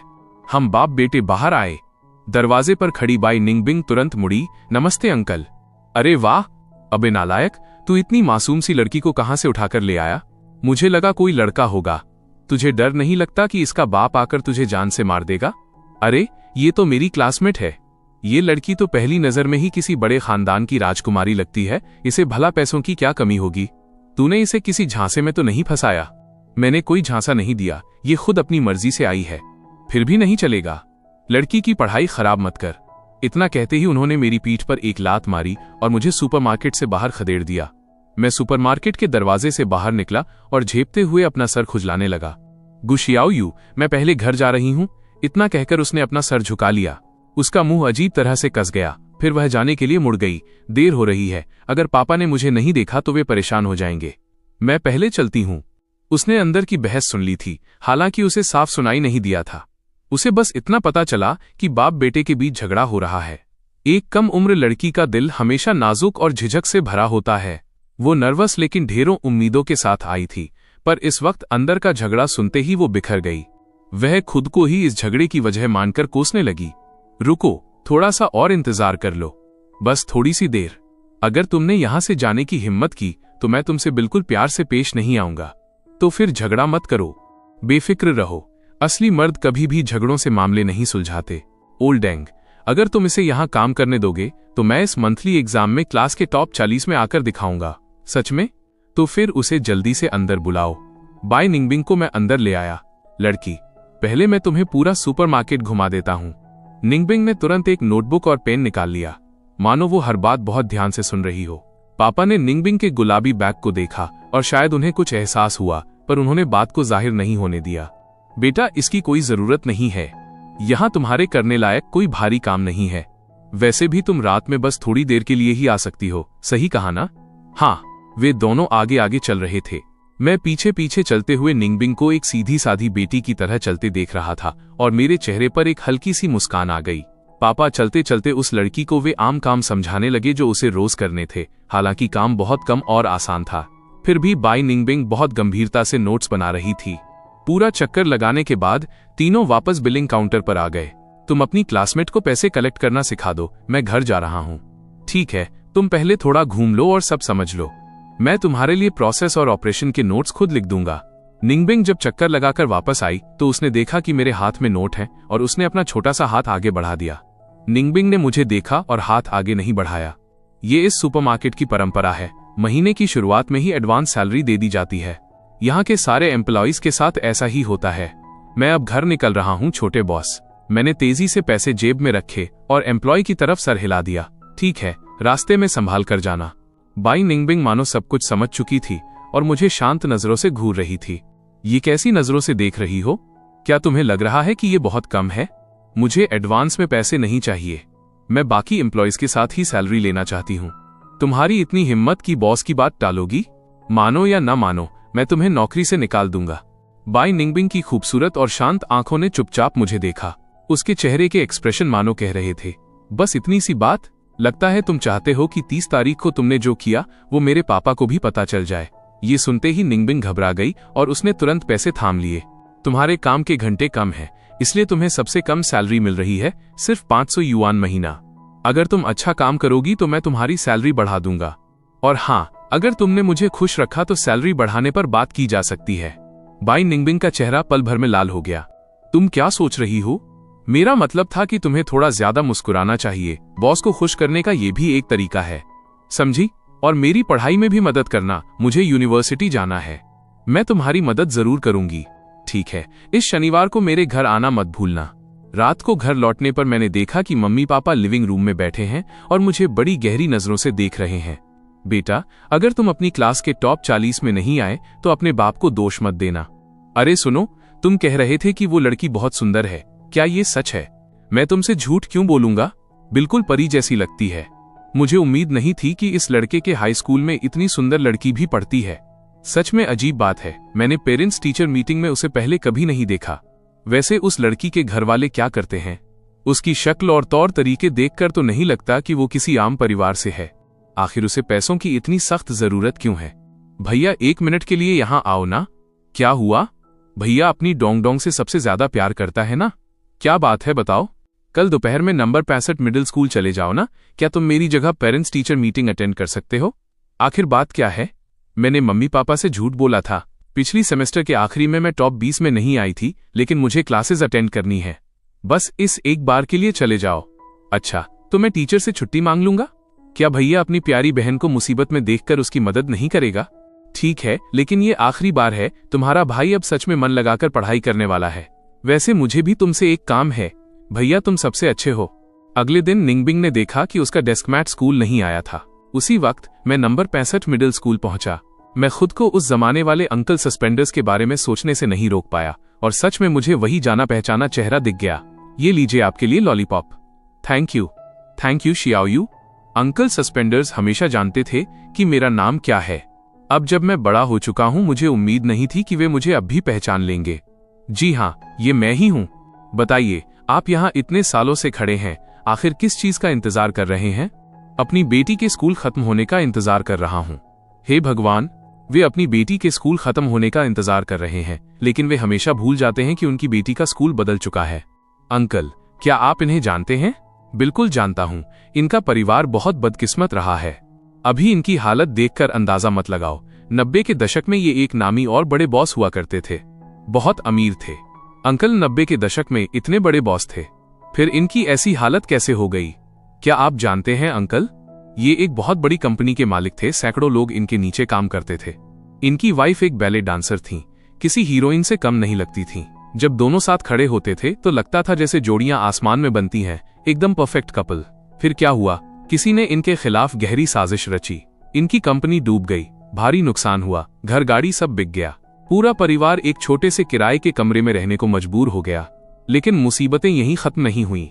इनका एक बेटा और एक बेटी थी। 4 लोगों का परिवार था। गरीब सही, पर फिर भी जैसे तैसे गुजारा हो रहा था। लेकिन एक दिन डांस क्लास के दौरान इनकी वाइफ बेहोश होकर गिर पड़ी। जांच में पता चला कि उन्हें ब्लड कैंसर है। पूरा परिवार बिखर गया। इलाज के लिए पैसे नहीं थे। 1 साल तक जिंदगी से जंग लड़ने के बाद वे गुजर गईं। इतनी खूबसूरत औरत। आह! बुजुर्ग ने एक गहरी सांस ली और आगे बताने लगे। वाइफ के जाने के बाद ये इंसान अपने बेटे और बेटी के सहारे जैसे तैसे जीता रहा। कुछ साल और गुजर गए, पर ऊपर वाले को शायद इन पर तरस नहीं आया। हाई स्कूल के एंट्रेंस एग्जाम से कुछ दिन पहले रात के वक्त इनके बेटे को एक कार ने टक्कर मार दी। उस छोटे से बच्चे को लगा कि वो ठीक है। ड्राइवर से 500 युआन का हर्जाना लिया और लंगड़ाते हुए घर आ गया। लेकिन उसी रात उसकी मौत हो गई। वह कहावत क्या है? धागा हमेशा वहीं से टूटता है जहां से सबसे कमजोर होता है। मुसीबत हमेशा गरीबों के घर का ही रास्ता ढूंढती है। इतने सारे सदमे झेलने के बाद वे सहन नहीं कर पाए और उनका मानसिक संतुलन बिगड़ गया। इनकी जिंदगी सच में बहुत दर्दनाक रही है, पर उनकी एक बेटी भी तो है ना। सबसे ज्यादा तरस तो उस बच्ची पर ही आता है। जब इनका बिजनेस डूबा तब वो बच्ची सिर्फ 3 साल की थी। जब से उसने होश संभाला, उसने कभी सुख का एक पल नहीं देखा। भाई की मौत के बाद उसके पापा भी पागल हो गए। एक छोटी सी लड़की, बस इतनी सी बच्ची को पढ़ाई भी करनी है और अपने पापा का ख्याल भी रखना है, और वो उनका ख्याल इतने अच्छे से रख रही है। कितनी सुलझी हुई बच्ची है। अंकल, आप मेरे साथ मजाक तो नहीं कर रहे ना? भला कोई इतना बदकिस्मत कैसे हो सकता है? अगर तुम्हें लग रहा है कि मैं मजाक कर रहा हूं, तो इसका मतलब बस इतना है कि तुम बहुत खुशहाल जिंदगी जी रहे हो। शाम की सेल्फ स्टडी के दौरान शियाओयू मीटिंग खत्म करके जैसे ही क्लास के दरवाजे पर पहुंचा, उसने देखा कि बाई निंगबिंग ऑफिस से बाहर निकल रही है। तुम ऑफिस क्यों गई थी? तुम ऑफिस क्यों गए थे? दोनों के एक साथ बोल पड़ने पर बाई न पे, छोटी ई की मात्रा पे अंक की मात्रा ग ब इंग शर्म के मारे सर झुकाकर चुप हो गई। मैं अपनी बहन की पेरेंट्स टीचर मीटिंग अटेंड करने गया था। और तुम ऑफिस क्यों गई थी? कुछ नहीं, ऐसे ही। शाम की सेल्फ स्टडी में मैं सिर्फ किताबों की थ्योरी पढ़ रहा था। इंग्लिश को छोड़कर मेरा इस दौरान कोई और सब्जेक्ट पढ़ने का इरादा नहीं था। इंग्लिश पर मुझे पूरा भरोसा था, इस सब्जेक्ट में तो मैं सबको पीछे छोड़ सकता था। किताब रखकर मैं वॉशरूम जाने के लिए क्लास से बाहर निकला। जब वापस आया तो मुझे अचानक एहसास हुआ कि निंगबिंग अपनी सीट पर नहीं है। मैंने आगे बैठे बच्चे से पूछा, निंगबिंग कहाँ गई? मुझे नहीं पता, वो अपना बैग उठाकर चली गई। क्लास टीचर ने भी कोई ध्यान नहीं दिया। मैंने टीचर ली वी की तरफ देखा तो पाया कि वे पोडियम पर खड़े होकर मुझे ही घूर रहे थे। मैंने अपना मुंह कस लिया, सर झुकाया और वापस पढ़ने लगा। सेल्फ स्टडी खत्म हुई। मैंने अपना सामान पैक किया और तुरंत वहां से निकल गया। साइकिल चलाकर मैं सीधा सुपरमार्केट की तरफ भागा। अरे, क्या तुम्हारी छुट्टी उस लड़की के साथ ही नहीं होती? क्या वो आ गई? वो तो बहुत पहले आ गई थी, अभी काम कर रही है। यह छोटी बच्ची सच में बहुत मेहनती है, तुझसे तो 1000 गुना बेहतर है। तभी मैंने मुड़कर देखा तो बाई निंगबिंग लाल रंग का एप्रन पहने हाथ में कचरा लिए चली आ रही थी। वो लाल एप्रन सुपरमार्केट के स्टाफ की यूनिफॉर्म थी। पहले मुझे लगता था कि वो बहुत भद्दी है,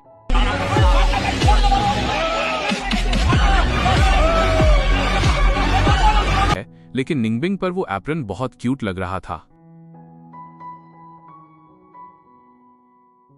मुझे वापस आया देखकर निंगबिंग के कदम ठिठक गए। फिर उसने अजीब तरह से अपनी नजरें फेर लीं।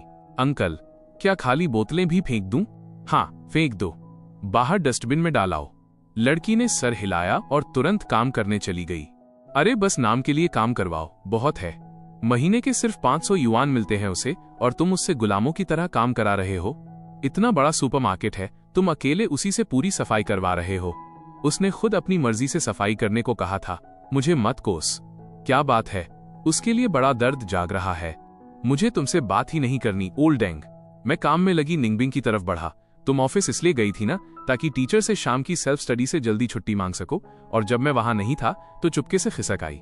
लड़की के पास कोई जवाब नहीं था, वो बस अपना सर झुकाकर खड़ी रही। उसकी छोटी छोटी उंगलियां बेबसी से कपड़ों को ऐंठ रही थीं। तुम्हें क्या लगता है ज्यादा घंटे काम करोगी तो सैलरी बढ़ जाएगी? मैं तुम्हें बता दूं, ऐसा बिल्कुल नहीं होने वाला। बाई निंगबिंग ने नजर उठाई, उसकी खूबसूरत आंखों में सच्चाई झलक रही थी। मुझे सैलरी नहीं बढ़वानी।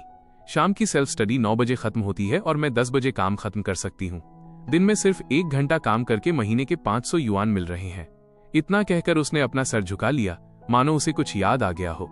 लेकिन उसकी आवाज में अब भी वही जिद थी, 500 युआन तो बहुत ज्यादा है। 500 युआन बहुत ज्यादा हैं।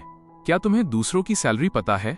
मुझे नहीं मतलब कि उन्हें कितना मिलता है, पर तुमने मुझे जरूरत से ज्यादा पैसे दिए हैं। जब तुमने पैसे ज्यादा दिए हैं तो मुझे काम भी ज्यादा करना पड़ेगा। मेहनत हमेशा फल के बराबर होनी चाहिए। अच्छा, सच में? तुम इतनी जिद्दी क्यों हो? खैर, जो भी हो, मैं तुमसे बहस में नहीं जीत सकता। बस अपनी पढ़ाई का नुकसान मत होने देना, समझे? समझ गई। उस लड़के को अपनी बात मानते देख बाई प्यारी सी मुस्कान आ गई। उसने धीरे से सर हिलाया। वो काफी खुश लग रही थी और शर्म के मारे तेजी से कदम बढ़ाती हुई दूर चली गई। देखते ही देखते शुक्रवार आ गया। जब शाम की सेल्फ स्टडी खत्म हुई तो लियू रयान ने मुझे क्लास के दरवाजे पर रोक लिया। गु शियाओयू, कल शनिवार है। वांग हारान ने कुछ लोगों को अपने घर खेलने के लिए बुलाया है। मैंने हाँ कर दी है। तुम भी चलना। किस लिए जाऊं?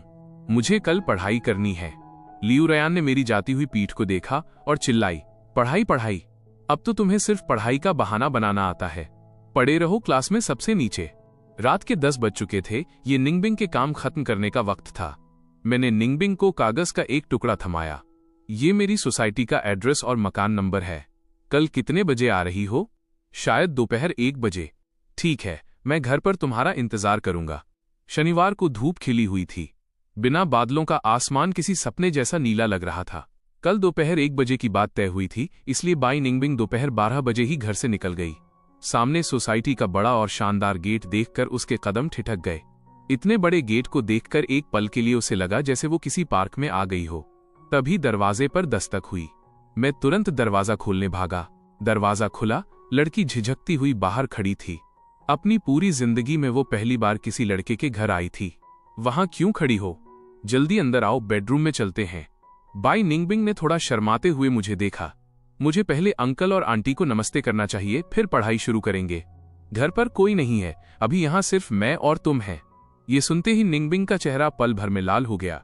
इसमें मेरी क्या गलती? सुबह घर पर सब थे। तुम खुद ही दोपहर में आने की जिद कर रही थीं। मेरे पापा दोपहर में खाना खाने आते हैं। चाहे वो कितनी भी शर्म महसूस कर रही हो, पर इस वक्त गुशियाओयू को पढ़ाना ही सबसे जरूरी काम था। दोनों स्टडी टेबल के पास बैठ गए। क्योंकि टेबल एक ही थी, इसलिए दोनों के बीच की दूरी स्कूल से भी कम थी। ढलती शाम के साथ पढ़ाई खत्म हुई। निंगबिंग अपना बैग उठाकर दरवाजे की तरफ बढ़ी। 1 मिनट रुको। मैंने स्नैक्स से भरा एक बड़ा सा बैग निकाला और निंगबिंग की तरफ बढ़ा दिया। निंगबिंग हैरान होकर पीछे हट गई। मुझे ट्यूशन फीस नहीं चाहिए, मुझे ये नहीं चाहिए, इतना कहकर वो तेजी से भाग गई। आह, ये लड़की सच में बहुत जिद्दी है। सोमवार की मॉर्निंग सेल्फ स्टडी में टीचर ली वी ने पोडियम पर आकर कहा, आज मैं 2 जरूरी बातें करूंगा। पहली बात, इस बार स्पोर्ट्स मीट में परेड को लीड करने और क्लास का बोर्ड उठाने के लिए बाई निंगबिंग को चुना गया है। ये सुनते ही लियू रयान ने अचानक सर उठाकर देखा। बाई निंगबिंग ने भी हैरानी से देखा। सिर्फ मैं जोर से चिल्लाया, मैं सहमत हूं। और दूसरी बात, स्पोर्ट्स मीट खत्म होने के ठीक अगले दिन मंथली एग्जाम्स शुरू हो जाएंगे। इतना कहकर टीचर ली वी की नजर मुझ पर पड़ी और उन्होंने संजीदगी से कहा, गु शियाओयू, थोड़ा ध्यान से पढ़ना। क्लास का एवरेज स्कोर बढ़ाने की बात तो छोड़ ही दो, कम से कम इतना कर लेना कि अगली पेरेंट्स टीचर मीटिंग में तुम्हारे पापा को शर्मिंदा ना होना पड़े। ठीक है सर। इतना कहकर क्लास टीचर कमरे से बाहर निकल गए। निंगबिंग ही वो लड़की है जो परेड को लीड करेगी और क्लास का बोर्ड उठाएगी, ये खबर तेजी से पूरे स्कूल में फैल गई। दोपहर में पीटी क्लास के दौरान मैदान में सब फ्री टाइम एंजॉय कर रहे थे। बाई निंगबिंग सीढ़ियों पर बैठकर किताब पढ़ रही थी। मैं अपने पैरों के बीच बास्केटबॉल ड्रिबल करते हुए आगे बढ़ ही रहा था कि अचानक ठिठक गया। मैंने देखा कि सीढ़ियों पर एक लड़की चुपके से निंगबिंग के पीछे रेंग रही थी। उसने हाथ से ऐसा इशारा किया मानो किसी को धक्का देने वाली हो। आप पढ़ने में इतनी खोई थी कि उसे बिल्कुल अंदाजा नहीं था कि पीछे से कोई आ रहा है। मैंने बिना सोचे समझे अपने हाथ की बास्केटबॉल घुमाकर सीधा उस लड़की की तरफ दे मारी। निंगबिंग डर के मारे खड़ी हो गई। वो उस लड़की को जानती थी। ये वही लड़की थी जिसने पहले भी दूसरों को उकसाकर उसे परेशान किया था। मैं सीधा आगे बढ़ा और उस लड़की को पकड़ लिया। तुम किस क्लास से हो? तुम्हारा नाम क्या है? यहां हुए हंगामे ने मैदान में मौजूद सभी लोगों का ध्यान अपनी तरफ खींच लिया। तभी पीटी टीचर चिल्लाए, गु शियाओयू, तुम ये क्या कर रहे हो? मैंने उन्हें अनदेखा किया और भीड़ की तरफ मुड़ा। तुम बाहर आओ, सुई होंग्यान। एक लड़की डरते डरते बाहर निकली। पिछली बार बाई निंगबिंग को कुर्सी से धक्का देकर गिराने वाली क्या यही लड़की थी? हाँ, यही थी। पिछली बार भी इसी ने बाई निंगबिंग को धक्का दिया था। तो इस बार तुम खुद चलकर मेरे पास आई हो, है ना? तुम्हारा नाम क्या है? किस क्लास में पढ़ती हो? वो छोटे बालों वाली लड़की फिर भी कुछ नहीं बोली, बस गुस्से में मुझे घूरती रही। गु शियाओयू, शांत हो जाओ, शांत हो जाओ। इतनी ऊंची सीढ़ियां हैं, ये अभी भी किसी को धक्का देना चाहती थी। ये तो जानलेवा हमला करने की कोशिश है। इतना कहकर मैं उस छोटे बालों वाली लड़की को घसीटते हुए ग्रेड डायरेक्टर के ऑफिस की तरफ ले गया। पीटी टीचर निंगबिंग के पास पहुंचे और देखा कि वो मासूम सी प्यारी लड़की रो रही थी। कोई बात नहीं, टीचर तुम्हारे साथ हैं। तुम्हारे क्लासमेट्स गु शियाओयू और सुई होंग्यान भी इसके गवाह हैं। शाम की सेल्फ स्टडी के दौरान स्पीकर से ग्रेड डायरेक्टर की आवाज पूरी क्लास में गूंज उठी। क्लास 15 ग्रेड 12 की स्टूडेंट सुईयान को बार बार अपने ही स्कूल के बच्चों को नुकसान पहुंचाने और बेहद खराब रवैये की वजह से उसके पेरेंट्स को इन्फॉर्म कर दिया गया है और उसे तुरंत स्कूल से निकाला जाता है। मैं अपनी सीट पर बैठा ध्यान से अनाउंसमेंट सुन रहा था। अगर स्कूल का फैसला रद्दीकरण या निलंबन न होकर कुछ और होता तो मैं पक्का ग्रेड डायरेक्टर के ऑफिस जाकर फिर से हंगामा खड़ा कर देता। मैंने निंगबिंग की तरफ देखा। वो मन लगाकर सवाल सॉल्व कर रही थी। मैंने उसे परेशान नहीं किया और वापस अपनी किताब पढ़ने लगा। मुझे अपनी तरफ से ध्यान हटाते देख बाई निंगबिंग का पेन रुक गया। उसके होंठ थोड़े से खुले।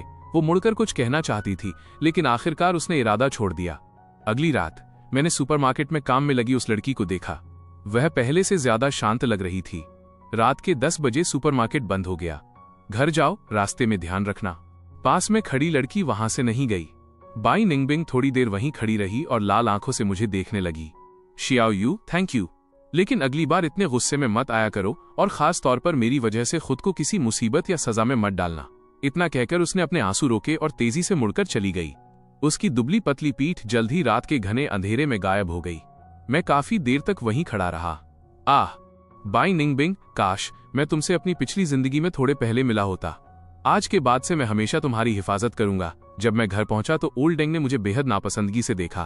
तुम कहते हो कि तुम दोनों एक ही स्कूल में पढ़ते हो, फिर तुम दोनों में इतना फर्क कैसे हो सकता है? वो उम्र में तुमसे छोटी है, फिर भी कितनी मेहनती, समझदार, खूबसूरत है और पढ़ाई में भी इतनी आगे है। वो मुझसे बड़ी नहीं है, आपको कैसे पता? मैंने पिछली बार उसका आईडी कार्ड देखा था, 19 सितंबर। इस लड़की का अभी 17वां बर्थडे भी नहीं आया है। दिन गिने तो शायद 11 दिन ही बचे हैं। इतनी प्यारी बच्ची है, क्या तुम उसे कोई गिफ्ट नहीं देना चाहते?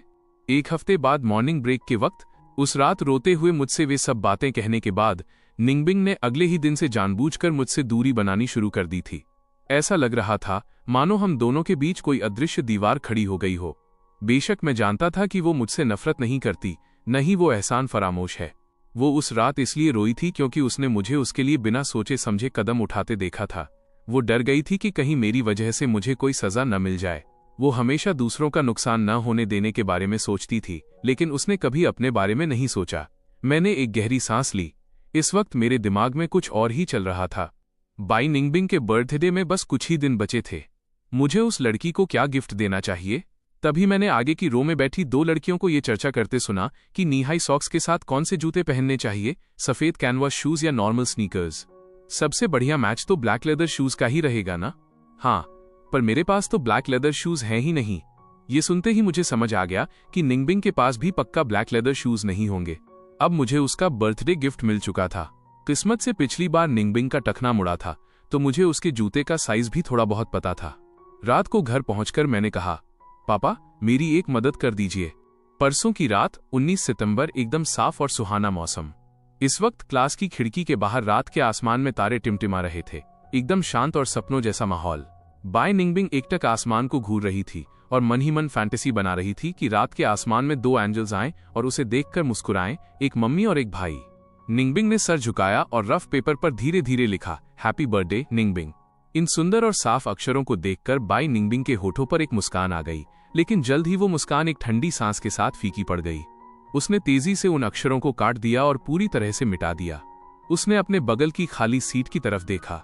आज रात की सेल्फ स्टडी के लिए मैं फिर नहीं आया था। जब स्कूल की छुट्टी हुई तो वो लड़की ठंडी रातों की हवाओं के बीच अकेली सड़क पर चलने लगी। बाई निंगबिंग ने हाथ उठाकर अपनी आंखों के कोने में आए आंसू पोंछे। उसने अपना आखिरी बर्थडे हॉस्पिटल में मनाया था, जब वो सिर्फ 5 साल की थी। तब उसकी मम्मी हॉस्पिटल के बेड पर बेबस लेटी हुई थी। पापा हाथ में एक छोटा सा केक लिए पास आए। निंगबिंग हैप्पी बर्थडे। काम से अभी अभी लौटे पापा को अपनी यूनिफॉर्म बदलने का वक्त भी नहीं मिला था। उन्होंने बड़े प्यार से केक पर कैंडल लगाई। निंगबिंग, एक विश मांगो। मैं चाहती हूं कि मम्मी की बीमारी जल्दी ठीक हो जाए। वो कमजोर दिखती महिला चौंक गई।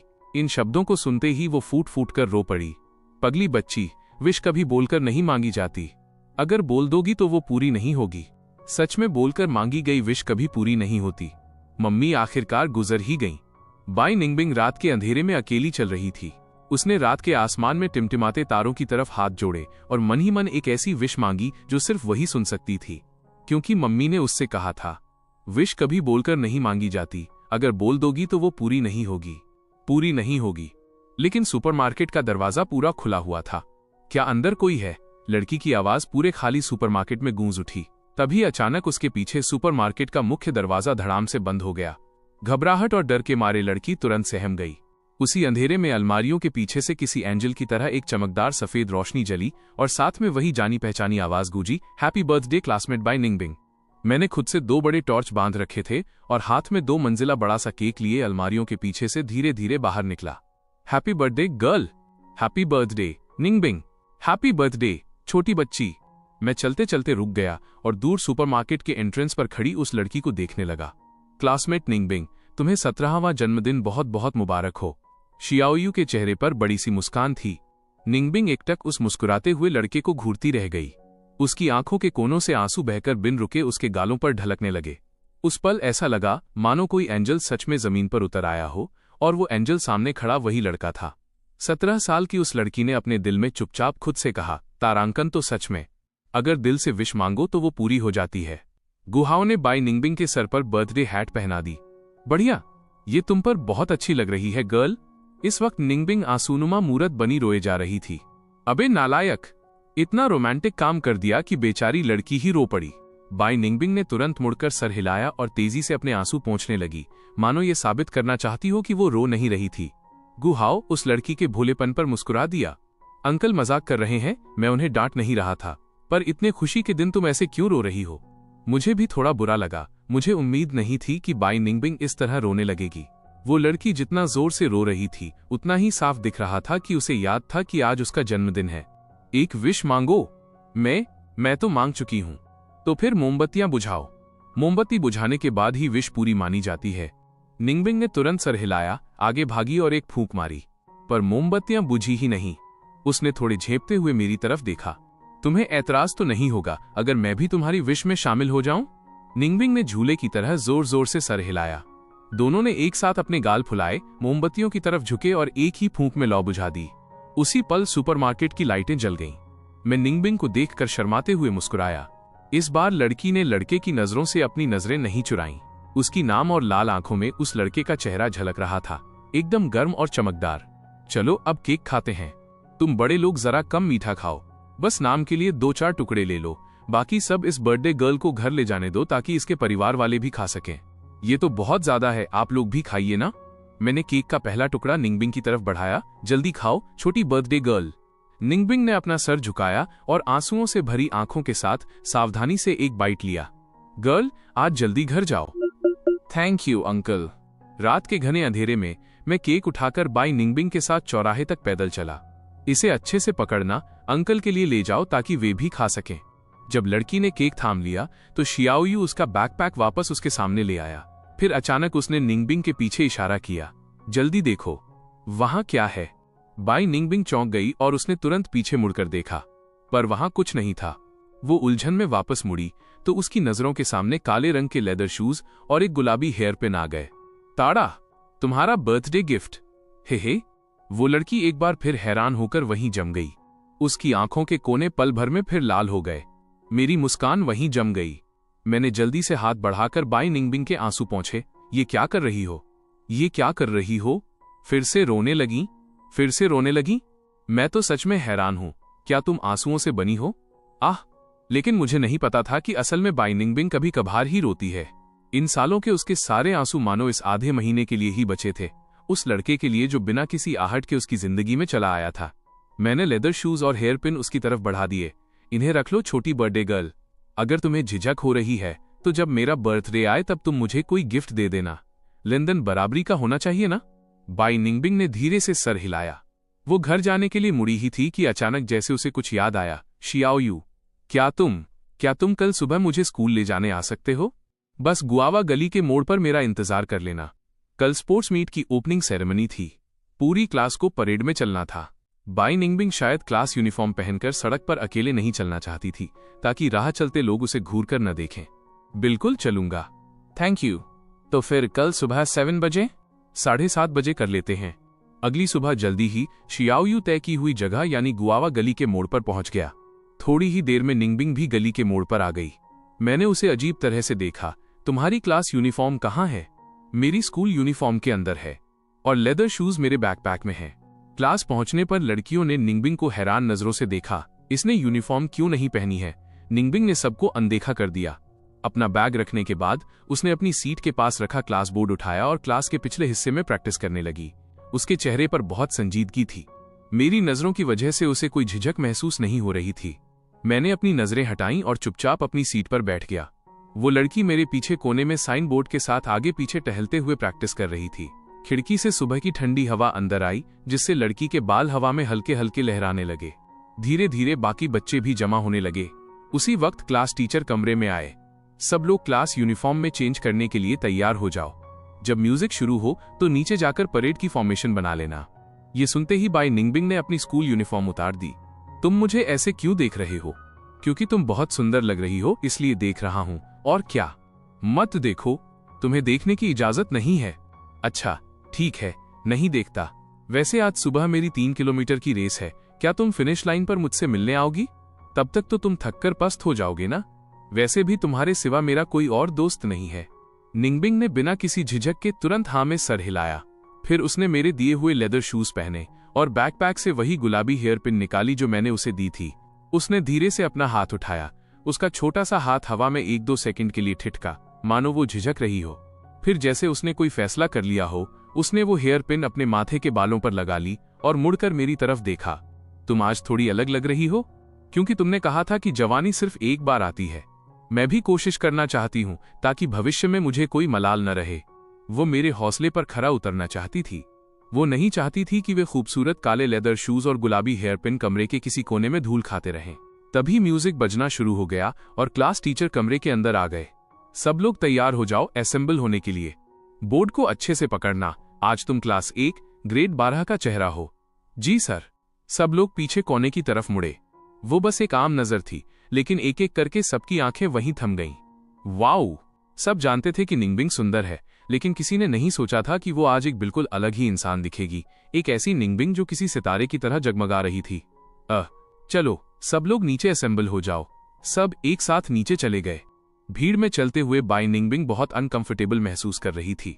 क्या हुआ निंगबिंग? क्या तुम नर्वस हो? निंगबिंग ने सर हिलाया। थोड़ी और कॉन्फिडेंट बनो, नर्वस मत हो। तुम एग्जाम्स में तो हमेशा अपने नॉर्मल लेवल पर परफॉर्म करती हो ना, तो फिर तुम नर्वस क्यों नहीं हो? अरे वो अलग बात है, सब एक जैसा ही तो है। आज भी एक एग्जाम ही है, जवानी नाम का एग्जाम। बोर्ड हाथ में लेकर 100 मीटर चलना है। तुम्हारी जवानी को 100 में से 100 नंबर मिलेंगे। क्या तुम्हें मुझ पर भरोसा है? लड़की के पास कोई जवाब नहीं था। मेरे दिए हुए बर्थडे प्रेजेंट्स पहने हैं तुमने, क्या हिम्मत के लिए इतना काफी नहीं है? लड़की ने अचानक सर उठाया। उसकी आंखें पल भर में एक विशाल गैलेक्सी की तरह चमक उठीं। मुझे नहीं पता कि मैंने कुछ ऐसा कहा जो बेहद मायने रखता था, लेकिन निंगबिंग के लिए वो बहुत खास था। फिर बाई निंगबिंग ने क्लास के साइन बोर्ड को कसकर पकड़ा और मजबूत कदमों से क्लास के सबसे आगे की तरफ बढ़ गई। और क्योंकि मेरी हाइट बहुत ज्यादा थी, मैं फॉर्मेशन की सबसे आखिरी रो में खड़ा हो गया। अब हमारी तरफ बढ़ रही है क्लास 1 ग्रेड 10। आइए जोरदार तालियों के साथ क्लास 1 ग्रेड 10 का स्वागत करें। अचानक बाई निंगबिंग साइन बोर्ड हाथ में लिए पीछे की रो की तरफ बढ़ने लगी, जब तक कि वो मेरे ठीक सामने आकर नहीं खड़ी हो गई। क्या वो रुक गई?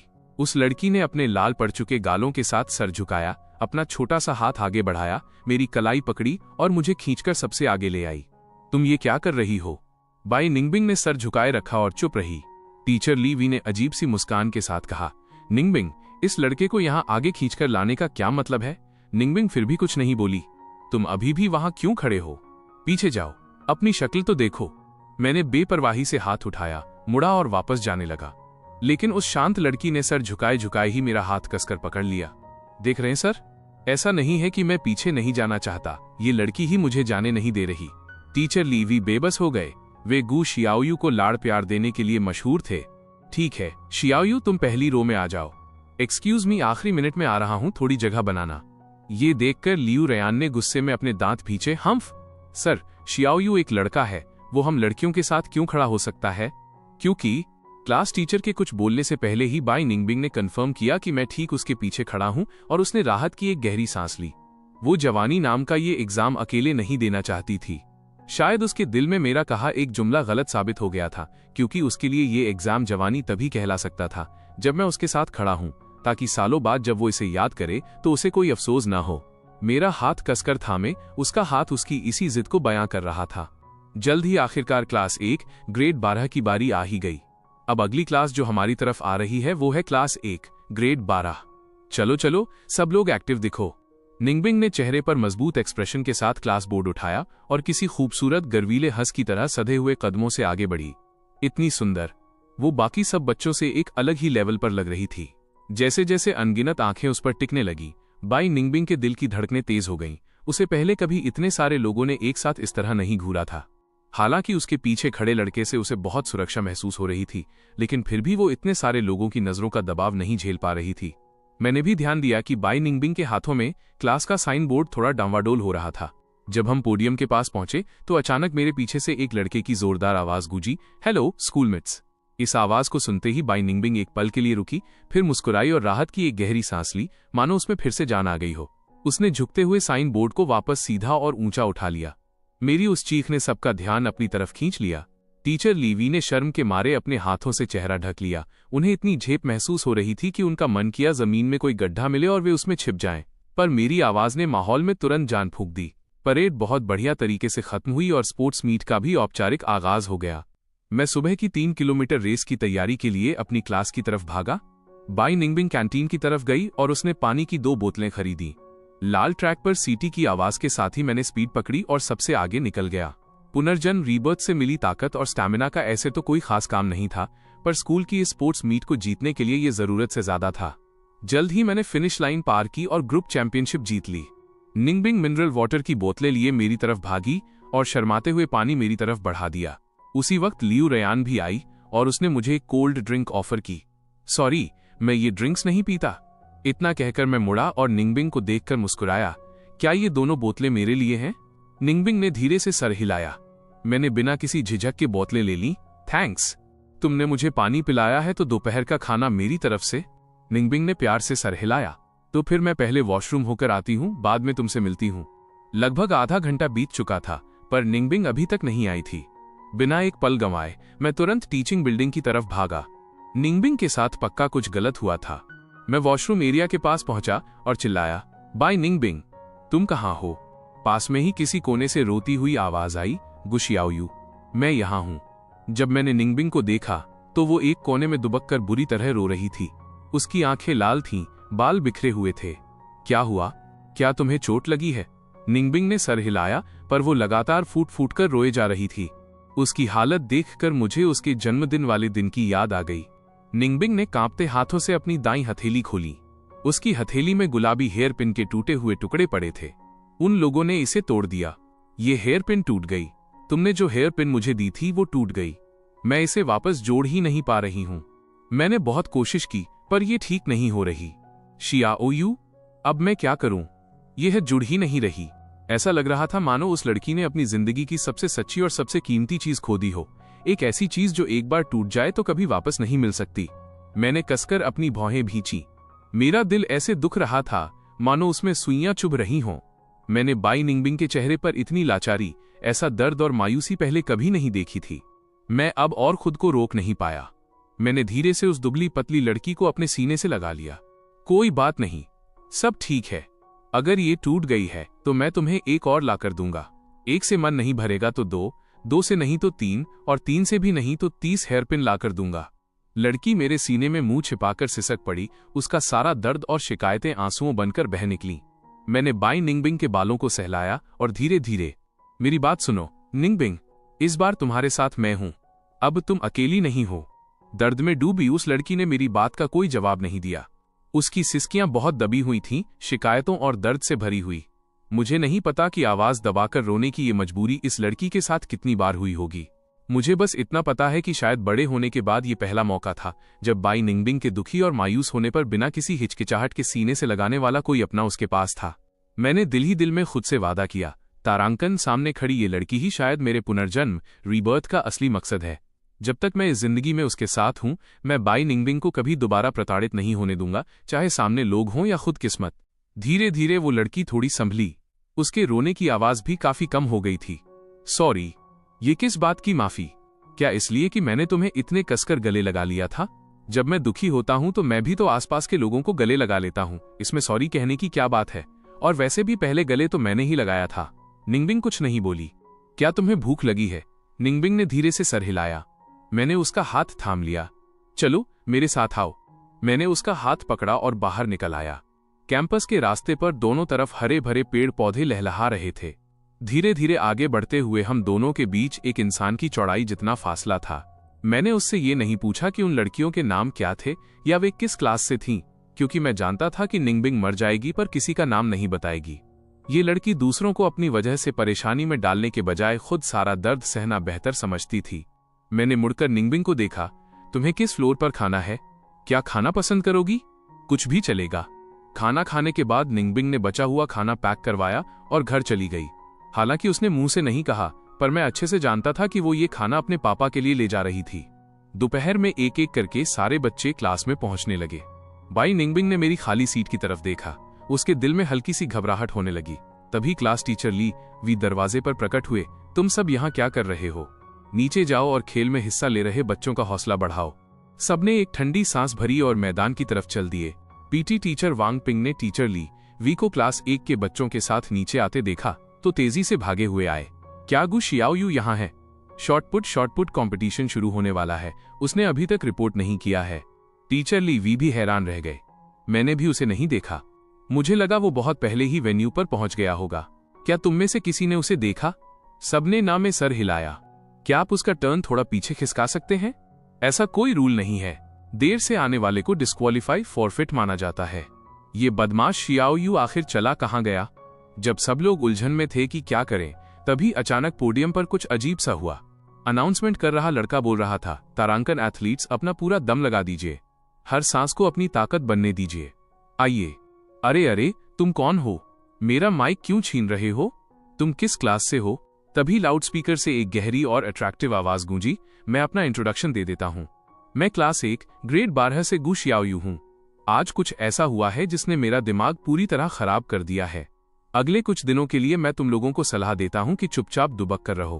कैट एंड माउस गेम के बारे में सुना है? अच्छे से छिप जाओ, तुम में से एक एक जना। मंथली एग्जाम्स खत्म होने के बाद मैं खुद आकर तुम सबको ढूंढ निकालूंगा। इतना कहकर मैं मुड़ा, माइक पीछे खड़े लड़के की तरफ फेंका और शांति से पोडियम से नीचे उतर गया। शियाओयू, रुको, वहीं रुक जाओ। दूर से ही मुझे ग्रेड डायरेक्टर गाओ रिशान द्वारा रोके जाते देख निंगबिंग ने घबराकर अपनी मुट्ठियां भींच लीं, अपना दिल कड़ा किया और तेजी से मेरी तरफ बढ़ने लगी। उसी वक्त मैंने भी निंगबिंग को अपनी तरफ आते देखा। मैंने तुरंत माथे पर बल डाला और उसे इशारे से रुकने को कहा। लड़की के कदम ठिठक गए। वो मेरा मतलब समझ गई थी और वहीं रुक गई। उसकी खूबसूरत आंखों में चिंता साफ झलक रही थी। लड़की को रुकता देख मैंने मुस्कुराते हुए अपने होंठ मोड़े। फिर अचानक बिना किसी चेतावनी के मैंने अपनी जीभ बाहर निकाली, आंखें तिरछी की, सर हिलाया और दूर से ही निंगबिंग को देखकर एक फनी सा मुंह बनाया। लड़की की आंखें भले ही लाल थीं, पर वो खुद को रोक नहीं पाई और खिलखिलाकर हंस पड़ी। मैदान में बहुत से लोग मौजूद थे, पर हम दोनों सिर्फ एक दूसरे को देख रहे थे। गु शियाओयू, तुम्हारी इतनी हिम्मत! सबके सामने लाउडस्पीकर छीनकर ऐसी बेतुकी बातें कर रहे हो और ऊपर से मुझे देखकर उल्टे सीधे मुंह बना रहे हो हैं? अभी जो तुमने कहा उस सब का क्या मतलब था? ओह डायरेक्टर सर, दरअसल मैं किसी से शर्त हार गया था, इसलिए यहां आकर 2 बातें कहनी पड़ी। दिल पर मत लीजिए, ज्यादा से ज्यादा क्या होगा, मैं एक माफीनामा लिख दूंगा। अब मुझे कंपटीशन के लिए जाने दीजिए। अगर दोबारा ऐसा किया तो पूरे स्कूल के सामने कड़ी कार्रवाई होगी। ठीक है सर। गु शियाओयू, जल्दी इधर आओ। टीचर ली वी ने पीटी टीचर वांगपिंग से बहुत मिन्नतें की, तब जाकर वांगपिंग मेरा टर्न कुछ पायदान पीछे करने पर राजी हुए। रात को जब मैं सुपरमार्केट पहुंचा तो मैंने ओल्ड एंग के सामने शेखी बघारी, अरे स्पोर्ट्स मीट में तो मैं गलती से 3-3 फर्स्ट प्राइज जीत गया। स्पोर्ट्स मीट में फर्स्ट आने में क्या बड़ी बात है? क्या इससे कॉलेज एंट्रेंस एग्जाम में कोई एक्स्ट्रा मार्क्स मिल जाएंगे? परसों मंथली एग्जाम है, भूलना मत कि हमारी शर्त क्या हुई थी। भले ही गुहाओं ने ये कहा, पर उनका उस लड़की को काम से निकालने का कोई इरादा नहीं था। वे तो यहां तक चाहते थे कि वो लड़की आगे चलकर उनकी बहू बने। उन्हें लड़की के पारिवारिक बैकग्राउंड से कोई फर्क नहीं पड़ता था। भले ही वे सिर्फ एक मामूली सुपरमार्केट के मालिक थे, पर मेरे 3-3 चाचा बहुत ताकतवर और पहुंचे हुए थे। इस पीढ़ी का अकेला लड़का होने के नाते मेरे चाचा मुझसे बहुत प्यार करते थे। उनकी मुझसे बस एक ही उम्मीद थी कि मैं किसी तरह सेकेंड ईयर यूनिवर्सिटी में एडमिशन ले लूं ताकि वे आगे का रास्ता बना सकें। पर कौन जानता था कि मैं पढ़ाई में पूरी तरह निकम्मा निकलूंगा। इसलिए गुहाओ को अब बाई निंगबिंग बहुत पसंद आती थी। वह उनके लिए किसी तारणहार सेवियर जैसी थी और वे जानते थे कि उनका बेटा भी इस लड़की की बहुत परवाह करता है। वैसे छोटी निंगबिंग तुम्हारे साथ वापस क्यों नहीं आई? वो पहले घर चली गई, थोड़ी देर में आएगी। वैसे क्या तुम उसके परिवार के बारे में कुछ जानते हो? क्या उसका कोई भाई या बहन है? निंगबिंग की फैमिली के बारे में तो मैं सच में कुछ नहीं जानता। तुम उसकी इतनी परवाह करते हो तो उस बुजुर्ग से खुद क्यों नहीं पूछ लेते? हर इंसान के पास एक अदृश्य ढाल शेल होती है जो उसकी कमजोरियों की हिफाजत करती है। अगर आप बहुत ज्यादा करीब चले जाएं और वो ढाल टूट जाए तो वो इंसान भी अंदर से बिखर जाता है। अपने पापा को उलझन में देखकर मैं हंस पड़ा। बेशक आप जैसे अमीर बच्चों के पास ऐसी कोई ढाल नहीं होती। आप अपने स्टूडेंट डेज बिना किसी फिक्र के बिता सकते हैं और याद करने पर हर दौर खुशनुमा लगता है। अच्छा ठीक है, नालायक कहीं का, अब अपने बाप को ही भाषण देने लगा है। हे, मैं काम करने जा रहा हूं। रात के खाने के बाद निंगबिंग सुपरमार्केट आ गई। तुम आ गई शियाओयू, मुझे तुमसे कुछ कहना है। क्या बात है? निंगबिंग ने मुझे ध्यान से देखा और पूछा। सच सच बताओ, तुम आखिर करने क्या वाले हो? मैं क्या करने वाला हूं? मेरा तो इरादा लेट नाइट स्नैक खाने का है आगे चलकर, और ये भी चाहता हूं कि तुम मेरे साथ मूवी देखने चलो। और मैं तो ये कहना चाह रहा था कि उन लड़कियों के साथ मेरा क्या इरादा है। मैं पहले तो हैरान रह गया, फिर मुस्कुरा दिया। कुछ खास नहीं, बस उन्हें थोड़ा डरा रहा हूं ताकि उन्हें पता रहे कि मुझसे पंगा नहीं लेना चाहिए और वे दोबारा ऐसी कोई हरकत न करें। सच में? बिल्कुल सच। हे। उस लड़की के चेहरे पर राहत के भाव देखकर मैं मुस्कुराया। एग्जाम्स के बाद तो नेशनल डे की छुट्टियां आ जाएंगी। तुम्हारा क्या प्लान है? काम करोगी? क्या कुछ दिन काम न करना पॉसिबल है? उसके बारे में बाद में बात करेंगे। शायद मैं तुम्हें बाहर घुमाने ले जा सकूं, फिर काम शुरू कर देना। क्यों क्लासमेट निंगबिंग? स्पोर्ट्स मीट का आखिरी दिन भी आ गया। टीन के दरवाजे पर खड़ी घबराहट में अपने हाथ मल रही थी। छोटी बहन, आज क्या खरीदना है? बस मिनरल वाटर दे दीजिए। निंगबिंग ने अलमारियों पर रखी कोल्ड ड्रिंक्स को देखा। हालांकि मैंने कहा था कि मिनरल वाटर अच्छा होता है, पर वो जानती थी कि कोल्ड ड्रिंक्स का स्वाद पानी से बेहतर ही होता है। ये वाली कितने की है? हे 3 युआन की एक बोतल। बाई निंगबिंग ने अपने होंठ भींचे और संकोच से पूछा, क्या मैं 5 युआन में 2 बोतलें ले सकती हूँ?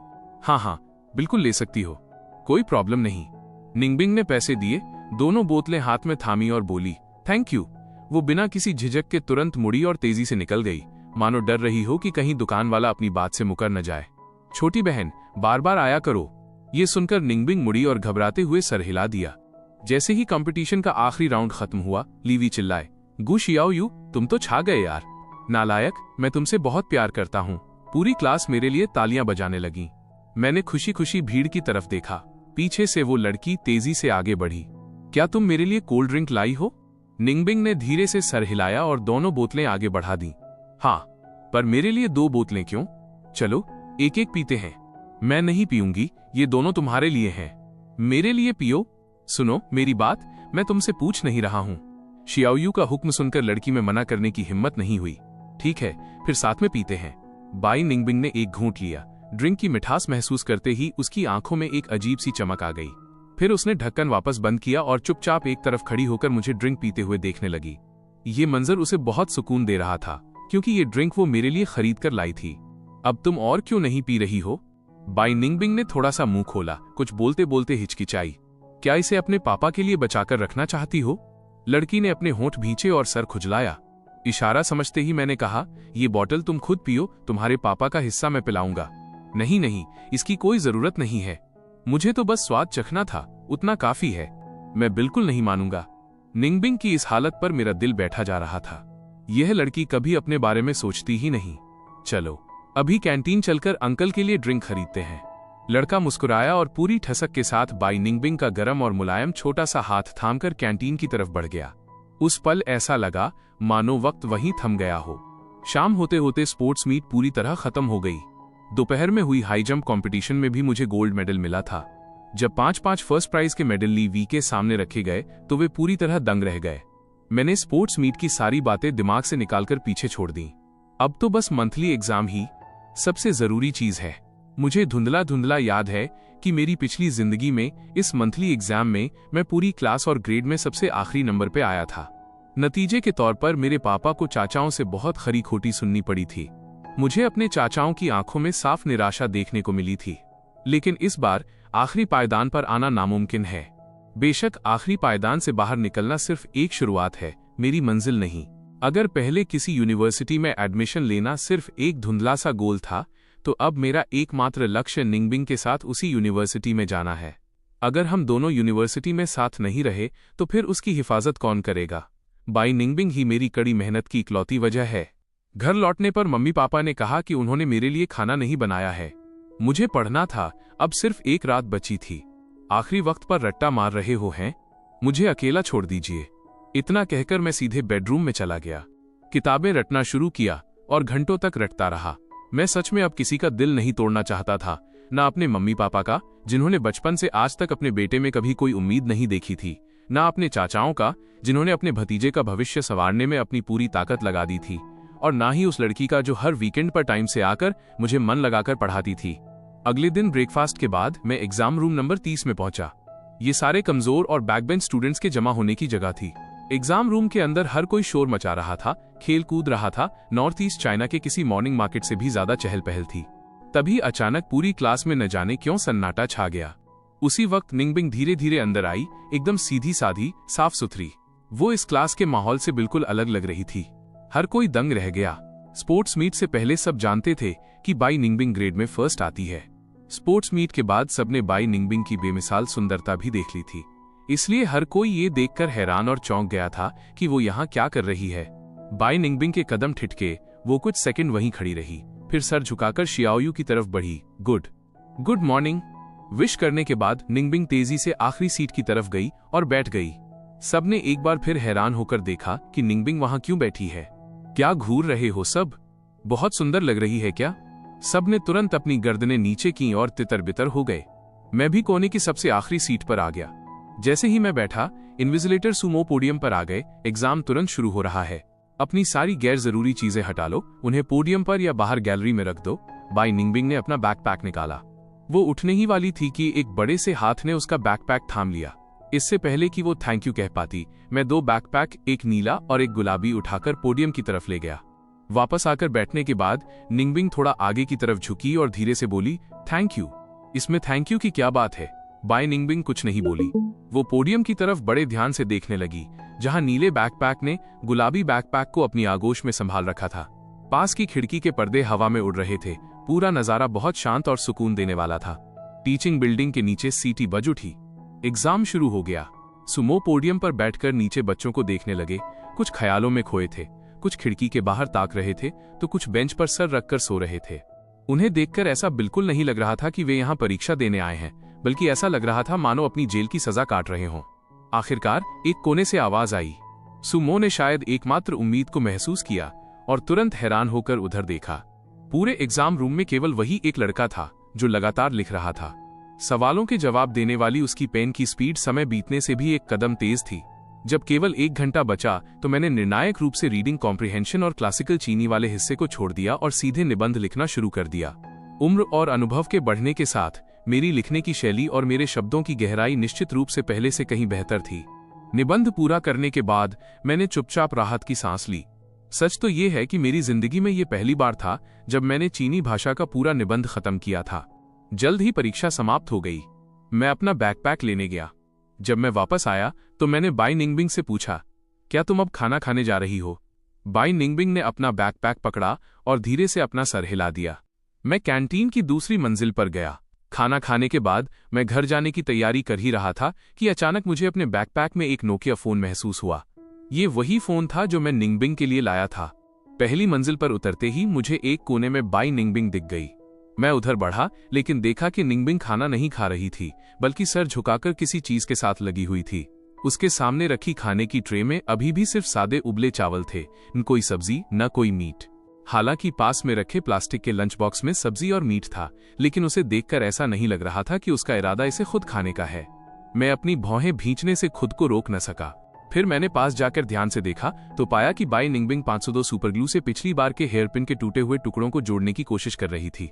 अचानक मुझे लगा कि ये दुनिया कितनी बेरहम और नाइंसाफ है। 50 पैसे के सादे चावल खाने वाली लड़की ने उस हेयरपिन को चिपकाने के लिए 2.5 युआन का गोंद खरीदा था, जो अब बिल्कुल बेकार हो चुका था। वो अपने दिल में एक बेमतलब का काम कर रही थी। आखिर उसके लिए सबसे जरूरी चीज क्या है? वो खुद, उसके पापा, या ये हेयरपिन? शायद उस लड़की को लाइफ में पहले कभी कोई गिफ्ट नहीं मिला था, इसलिए वो इतनी सच्ची और भावुक थी। लेकिन मैंने तो साफ कहा था कि मैं उसे ऐसी कई हेयरपिन्स लाकर दे सकता हूँ। फिर भी वो उसी एक टूटी हुई हेयरपिन को ठीक करने में जुटी थी। उसे जोड़ने की लगातार कोशिश कर रही थी, यहाँ तक कि 502 गोंद की वजह से उसकी हथेली की त्वचा जल गई थी और उस पर कई सख्त पपड़ियां बन गई थी। फिर भी वो कोशिश किए जा रही थी। आखिरकार मुझसे रहा नहीं गया और मैंने आगे बढ़कर बाई निंगबिंग के कंधे को छुआ। तुम यहाँ क्यों बैठी हो? मुझे तुम्हें ढूंढने में कितना वक्त लग गया? मेरी आवाज सुनते ही निंगबिंग ने तेजी से अपने हाथ नीचे कर लिए। मैं उसके बगल में बैठ गया और दिल के दर्द के साथ निंगबिंग को घूरने लगा। उसमें मुझसे नजरें मिलाने की हिम्मत नहीं थी। मैंने अपने बैग से फोन निकाला। उसने हैरान होकर मुझे देखा और तेजी से मना करने की कोशिश की। ये तुम्हारे लिए कोई गिफ्ट नहीं है, ये तो बस तुम्हें इस्तेमाल के लिए दिया जा रहा है। सुपरमार्केट की एक एम्प्लॉय होकर तुम्हारे पास बातचीत का कोई जरिया ना हो, ये कैसे चलेगा? और हाँ, कभी कभार मैं पढ़ाई के सवाल पूछने के लिए भी तुम्हें कॉल करूंगा। बाई निंगबिंग ने देखा कि फोन सच में नया नहीं था। तब जाकर उसने सावधानी से उसे स्वीकार किया। ठीक है, मैं अब घर निकल रहा हूँ, तुम जल्दी से खाना खा लो। इतना कहकर मैं खड़ा हो गया, पर फिर भी ट्रे में रखे उन सादे सफेद चावलों पर एक नजर डाले बिना न रह सका। मेज पर रखे उबले चावलों पर इस बार मैंने कुछ नहीं कहा, क्योंकि कहने का कोई फायदा नहीं था। ये जिद्दी लड़की किसी की सुनती थोड़ी ही है। दोपहर में मैं एग्जाम रूम पहुंचा और मैथ्स रिवाइज करने लगा। तभी अचानक जैसे दिमाग में कुछ आया। मैं मुड़ा और सर झुकाए बैठी लड़की से कहा, मैं 1 हूं और तुम 0 हो। बाई निंगबिंग ने अपनी नाम आंखें उठाईं। उसने थोड़े संकोच के साथ अपना हाथ सीने पर रखा और धीरे से पूछा, इसका क्या मतलब हुआ? तुम्हारे बिना हर चीज बेमानी है। बाई निंगबिंग की आंखें हैरानी से थोड़ी फैल गईं। उसका चेहरा पल भर में सुर्ख लाल हो गया। उसने तुरंत अपना सर झुकाया, पेन उठाया और रफ पेपर पर कुछ न कुछ घिसने लगी, मानो बहुत बिजी होने का नाटक कर रही हो। दोपहर का पेपर खत्म होते ही, जल्दी करो, मुझे अपना टेस्ट पेपर दिखाओ। निंगबिंग ने सीधे साधे तरीके से अपना पेपर शियाओयू की तरफ बढ़ा दिया। मेरे मुंह से किसी विजेता जैसी खुशी की पुकार निकली। ये मेरे तो बहुत सारे जवाब सही हैं। मैं मानो पूरी दुनिया के सामने अपनी इस शानदार कामयाबी का ऐलान कर रहा था। दशकों की जिंदगी में मुझे ऐसा अचीवमेंट कभी महसूस नहीं हुआ था। जिस दिन मंथली एग्जाम का रिजल्ट आया, पूरा ग्रेड 12 पहले तो एक अकल्पनीय सन्नाटे में डूब गया और फिर जोरदार हंगामा मच गया। ऑनर रोल पर जो सबसे पहला नाम पूरे साल बाई निंगबिंग का रहता था, वो आज पहली बार बदल चुका था। नया फर्स्ट रैंकर कोई और नहीं बल्कि गु शियाओयू था। मैं उस लाल नोटिस बोर्ड के सामने खड़ा होकर अपना नाम देख रहा था और ठीक उसके नीचे वो जाना पहचाना नाम था जिसे देखकर मेरा दिल दुखता था। बाई निंगबिंग के दिल में आज कोई खुशी नहीं थी, सिर्फ जिम्मेदारी और सुकून का एक भारी एहसास था। कामयाबी मिलने के बाद मैंने मुड़कर देखा कि भीड़ के किनारे वो दुबली पतली लड़की खड़ी थी। बाई निंगबिंग भी उस लाल बोर्ड को ही देख रही थी। उसके चेहरे पर हारने की कोई निराशा नहीं थी, बल्कि राहत भरी एक हल्की सी मुस्कान थी। उसने मेरी नजर महसूस की, मुड़कर देखा। उसकी साफ पारदर्शी आंखों ने मुझसे नजरें मिलाईं और उसने धीरे से अपना सर हिलाया। मुझसे बेहतर ये बात कोई नहीं जानता था कि इस फर्स्ट रैंक के पीछे निंगबिंग का वो कितना सारा वक्त छुपा था जो वो अपने रिवीजन में लगा सकती थी। वो वक्त देर रात सुपरमार्केट की मेहनत में बदला था, वीकेंड्स पर मेरे लिए तैयार किए गए नोट्स में बदला था, और जब भी मैं कोई बेतुकी जिद करता तो उसकी वो बेबस और प्यारी सी सहमति। उसने अपनी कामयाबी और टॉप पर बने रहने के उस परफेक्ट रिकॉर्ड को कुर्बान कर दिया था ताकि मेरी जिंदगी का पहला बड़ा बदलाव हो सके। स्कूल खत्म होने के बाद मैं तुरंत निंगबिंग को जश्न मनाने नहीं ले गया। इसके बजाय मैं अपनी साइकिल पैदल ढकेलते हुए गुआवा गली की तरफ उसके साथ धीरे धीरे चलने लगा। ढलते सूरज की किरणें हमारी परछाइयों को बहुत लंबा खींच रही थी। हे बाई निंगबिंग, मेरे पापा ने कहा है कि मेरा मतलब हम दोनों के एग्जाम्स में इतने अच्छे मार्क्स आने की खुशी में जश्न मनाना है। वे तुम्हें हमारे घर खाने पर बुलाना चाहते हैं। मैंने रैंकिंग की बात जानबूझकर गोलमोल कर दी ताकि उस पर कोई दबाव न पड़े। बाई निंगबिंग के कदम थोड़े से ठिठके। उसकी उंगलियां अनजाने में ही बैकपैक की पट्टी को ऐंठने लगीं। ये वही नया गुलाबी बैकपैक था जो शियाओयू ने उसे लाकर दिया था। मुझे घर जाकर अपने पापा के लिए खाना बनाना है। अंकल को भी साथ ले आना। आज हमारे सुपरमार्केट में बहुत बढ़िया पोक रिब्स आए हैं। ओल्ड डेंग कह रहे थे कि वे आज अपने कुकिंग स्किल्स दिखाएंगे। अब तुम अपने बॉस का न्योता तो ठुकरा नहीं सकती, है ना? और वैसे भी जितने ज्यादा लोग होंगे उतना मजा आएगा। बाई निंगबिंग ने अपना सर उठाया। उसकी आंखें थोड़ी लाल हो गईं। वो जानती थी कि ये सिर्फ एक वक्त का खाना नहीं था। ये मैं और मेरा परिवार था जो सबसे सादे लेकिन सबसे प्यारे तरीके से उसे और उसकी बिखरी हुई दुनिया को थोड़ी थोड़ी करके अपनी धूप की गर्माहट में खींचने की कोशिश कर रहे थे। वो मना करना चाहती थी, लेकिन लड़के की आंखों में उस अडिग इरादे और छिपी हुई उम्मीद को देखकर उसके मुंह से ना शब्द निकल ही नहीं पाया। आखिरकार उसने बस धीरे से कहा, हूं। उसके इस एक शब्द ने मेरे दिल को किसी पंख की तरह इतने सहलाया कि सब कुछ बेहद मुलायम हो गया। मैं मुस्कुरा दिया। ढलते सूरज की रोशनी में मेरी मुस्कान बहुत चमकदार लग रही थी। मंथली एग्जाम का हंगामा शांत होने के बाद उन लड़कियों पर स्कूल की तरफ से सख्त अनुशासनात्मक कार्रवाई की गई और वे अपने पेरेंट्स के साथ आईं और उन्होंने बाई निंगबिंग से औपचारिक तौर पर माफी मांगी। निंगबिंग शुरू से अंत तक शांत रही। जब आसपास कोई नहीं था तब उसने धीरे से मुझे थैंक यू कहा। वो जानती थी कि इस सब के पीछे मैं ही था जिसने उसके सिर पर एक साफ और पारदर्शी आसमान तान रखा था। देखते ही देखते वक्त बीतता गया। तनाव और ढेरों उम्मीदों के बीच आखिरकार कॉलेज एंट्रेंस एग्जाम का दिन आ ही गया। एग्जाम रूम में मेरी कलम एकदम शांत होकर चल रही थी और बाई निंगबिंग का ध्यान पूरी तरह पेपर पर था। दोनों ने एक दूसरे के भविष्य के लिए अपना सब कुछ झोंक दिया था। जिस दिन रिजल्ट आया, नतीजा बिना किसी सस्पेंस के वही निकला जिसका इंतजार था। मेरा और बाई निंगबिंग का नाम एक दूसरे के साथ जुड़ा हुआ था। देश की एक ही टॉप यूनिवर्सिटी की एडमिशन लिस्ट में हम दोनों का नाम आ चुका था। मैंने अपना वादा पूरा कर दिखाया था। एक न्योछावर कर देने वाली मेहनत से मैंने उसके कदमों से कदम मिला ही लिए थे। हाई स्कूल ग्रेजुएशन पार्टी वाले दिन निंगबिंग ने एक सादी सी सफेद फ्रॉक पहनी थी, लेकिन उसने पूरी महफिल का ध्यान अपनी तरफ खींच लिया। दिन ब दिन की मेरी उस बेपरवाह देखभाल के असर से वो अब कोने में दुबककर डर से कांपने वाली लड़की नहीं रही थी। उसकी आंखों की गहराई में जमा अंधेरा धीरे धीरे छट चुका था और उसकी जगह एक आत्मविश्वास से भरी चमक ने ले ली थी। पार्टी में लियू रयान ने दिल में मिली जुली भावनाओं के साथ शियाओयू और निंगबिंग को कोने में धीरे धीरे बातें करते देखा और आखिरकार एक ठंडी सांस भरकर सब कुछ मुस्कुराकर छोड़ दिया। पार्टी के बीच में ही मैंने अचानक बाई निंगबिंग का हाथ पकड़ा और हम वहां से चुपके से खिसक आए। हम दोनों भागकर स्कूल की छत पर पहुंच गए। गर्मियों की रात की ठंडी हवा ने दिन भर की उमस को उड़ा दिया था। आसमान में अनगिनत तारे टिमटिमा रहे थे। मैंने उसकी तरफ देखा। मेरी आवाज में अजीब सी संजीदगी थी। बाई निंगबिंग, क्या तुम्हें याद है कि तुमने अपने बर्थडे पर क्या विश मांगी थी? बाई निंगबिंग ने सर हिलाया। उस वक्त उसने अपने दिल में विश मांगी थी कि उसकी बाकी बची पूरी जिंदगी में ये लड़का हमेशा उसके साथ रहे। मैंने एक गहरी सांस ली और चमकती नजरों से उसे देखते हुए कहा, मैं तुम्हें उस दिन की अपनी विश अब बता सकता हूँ। मेरी विश ये थी कि निंगबिंग के आने वाले हर जन्मदिन पर मैं उसके साथ रहूं। मैं चाहता हूं कि जब भी उसकी आंखों में आंसू आए तो वे सिर्फ खुशी के हों और मैं उसकी जिंदगी के हर आने वाले कदम का हिस्सा बन सकूं। मैंने अपनी जेब से एक छोटा सा डिब्बा निकाला और उसे खोला। अंदर एक बिल्कुल नई गुलाबी हेयरपिन रखी थी जिस पर जड़े छोटे छोटे हीरे तारों की रोशनी में जगमगा रहे थे। ये उस टूटी हुई हेयरपिन की भरपाई के लिए है, लेकिन इस बार ये किसी उधारी या शर्त पर नहीं है। यह मेरी पूरी जिंदगी देकर तुम्हारी हिफाजत करने का हक मांगने के लिए है। बाई निंगबिंग, क्या तुम मेरी गर्लफ्रेंड बनोगी? हाँ। बाई निंगबिंग की आंखों से तुरंत आंसू छलक पड़े, लेकिन इस बार वे आंसू किसी शिकायत या दर्द के नहीं थे, बल्कि बेहिसाब खुशी और प्यार के थे। खुशी की एक गर्म लहर के साथ वो कुछ बोल न सकी, बस जोर जोर से सर हिलाती रही। फिर उसने एक कदम आगे बढ़ाया और खुद ही उस गर्माहट भरे सीने में समा गई जिसके भरोसे और सहारे पर उसने अपनी पूरी जवानी बिताई थी। मैंने उसे कसकर गले से लगा लिया, मानो अपनी खोई हुई पूरी दुनिया वापस पाली हो। मैंने अपना सर झुकाया और उसके कान में धीरे से कहा, डरना मत, आज के बाद से तुम्हारे साथ मैं हूं। रात के उस अंधेरे आसमान तले दो जवान दिल एक दूसरे से कसकर लिपट गए। वे दोनों जानते थे कि जिंदगी के तूफान शायद पूरी तरह थम न जाएं, लेकिन आज से वे एक दूसरे का साहिल और रोशनी बनेंगे, हर आते जाते वसंत, गर्मी, पतझड़ और सर्दी में हाथ थामकर साथ चलते हुए।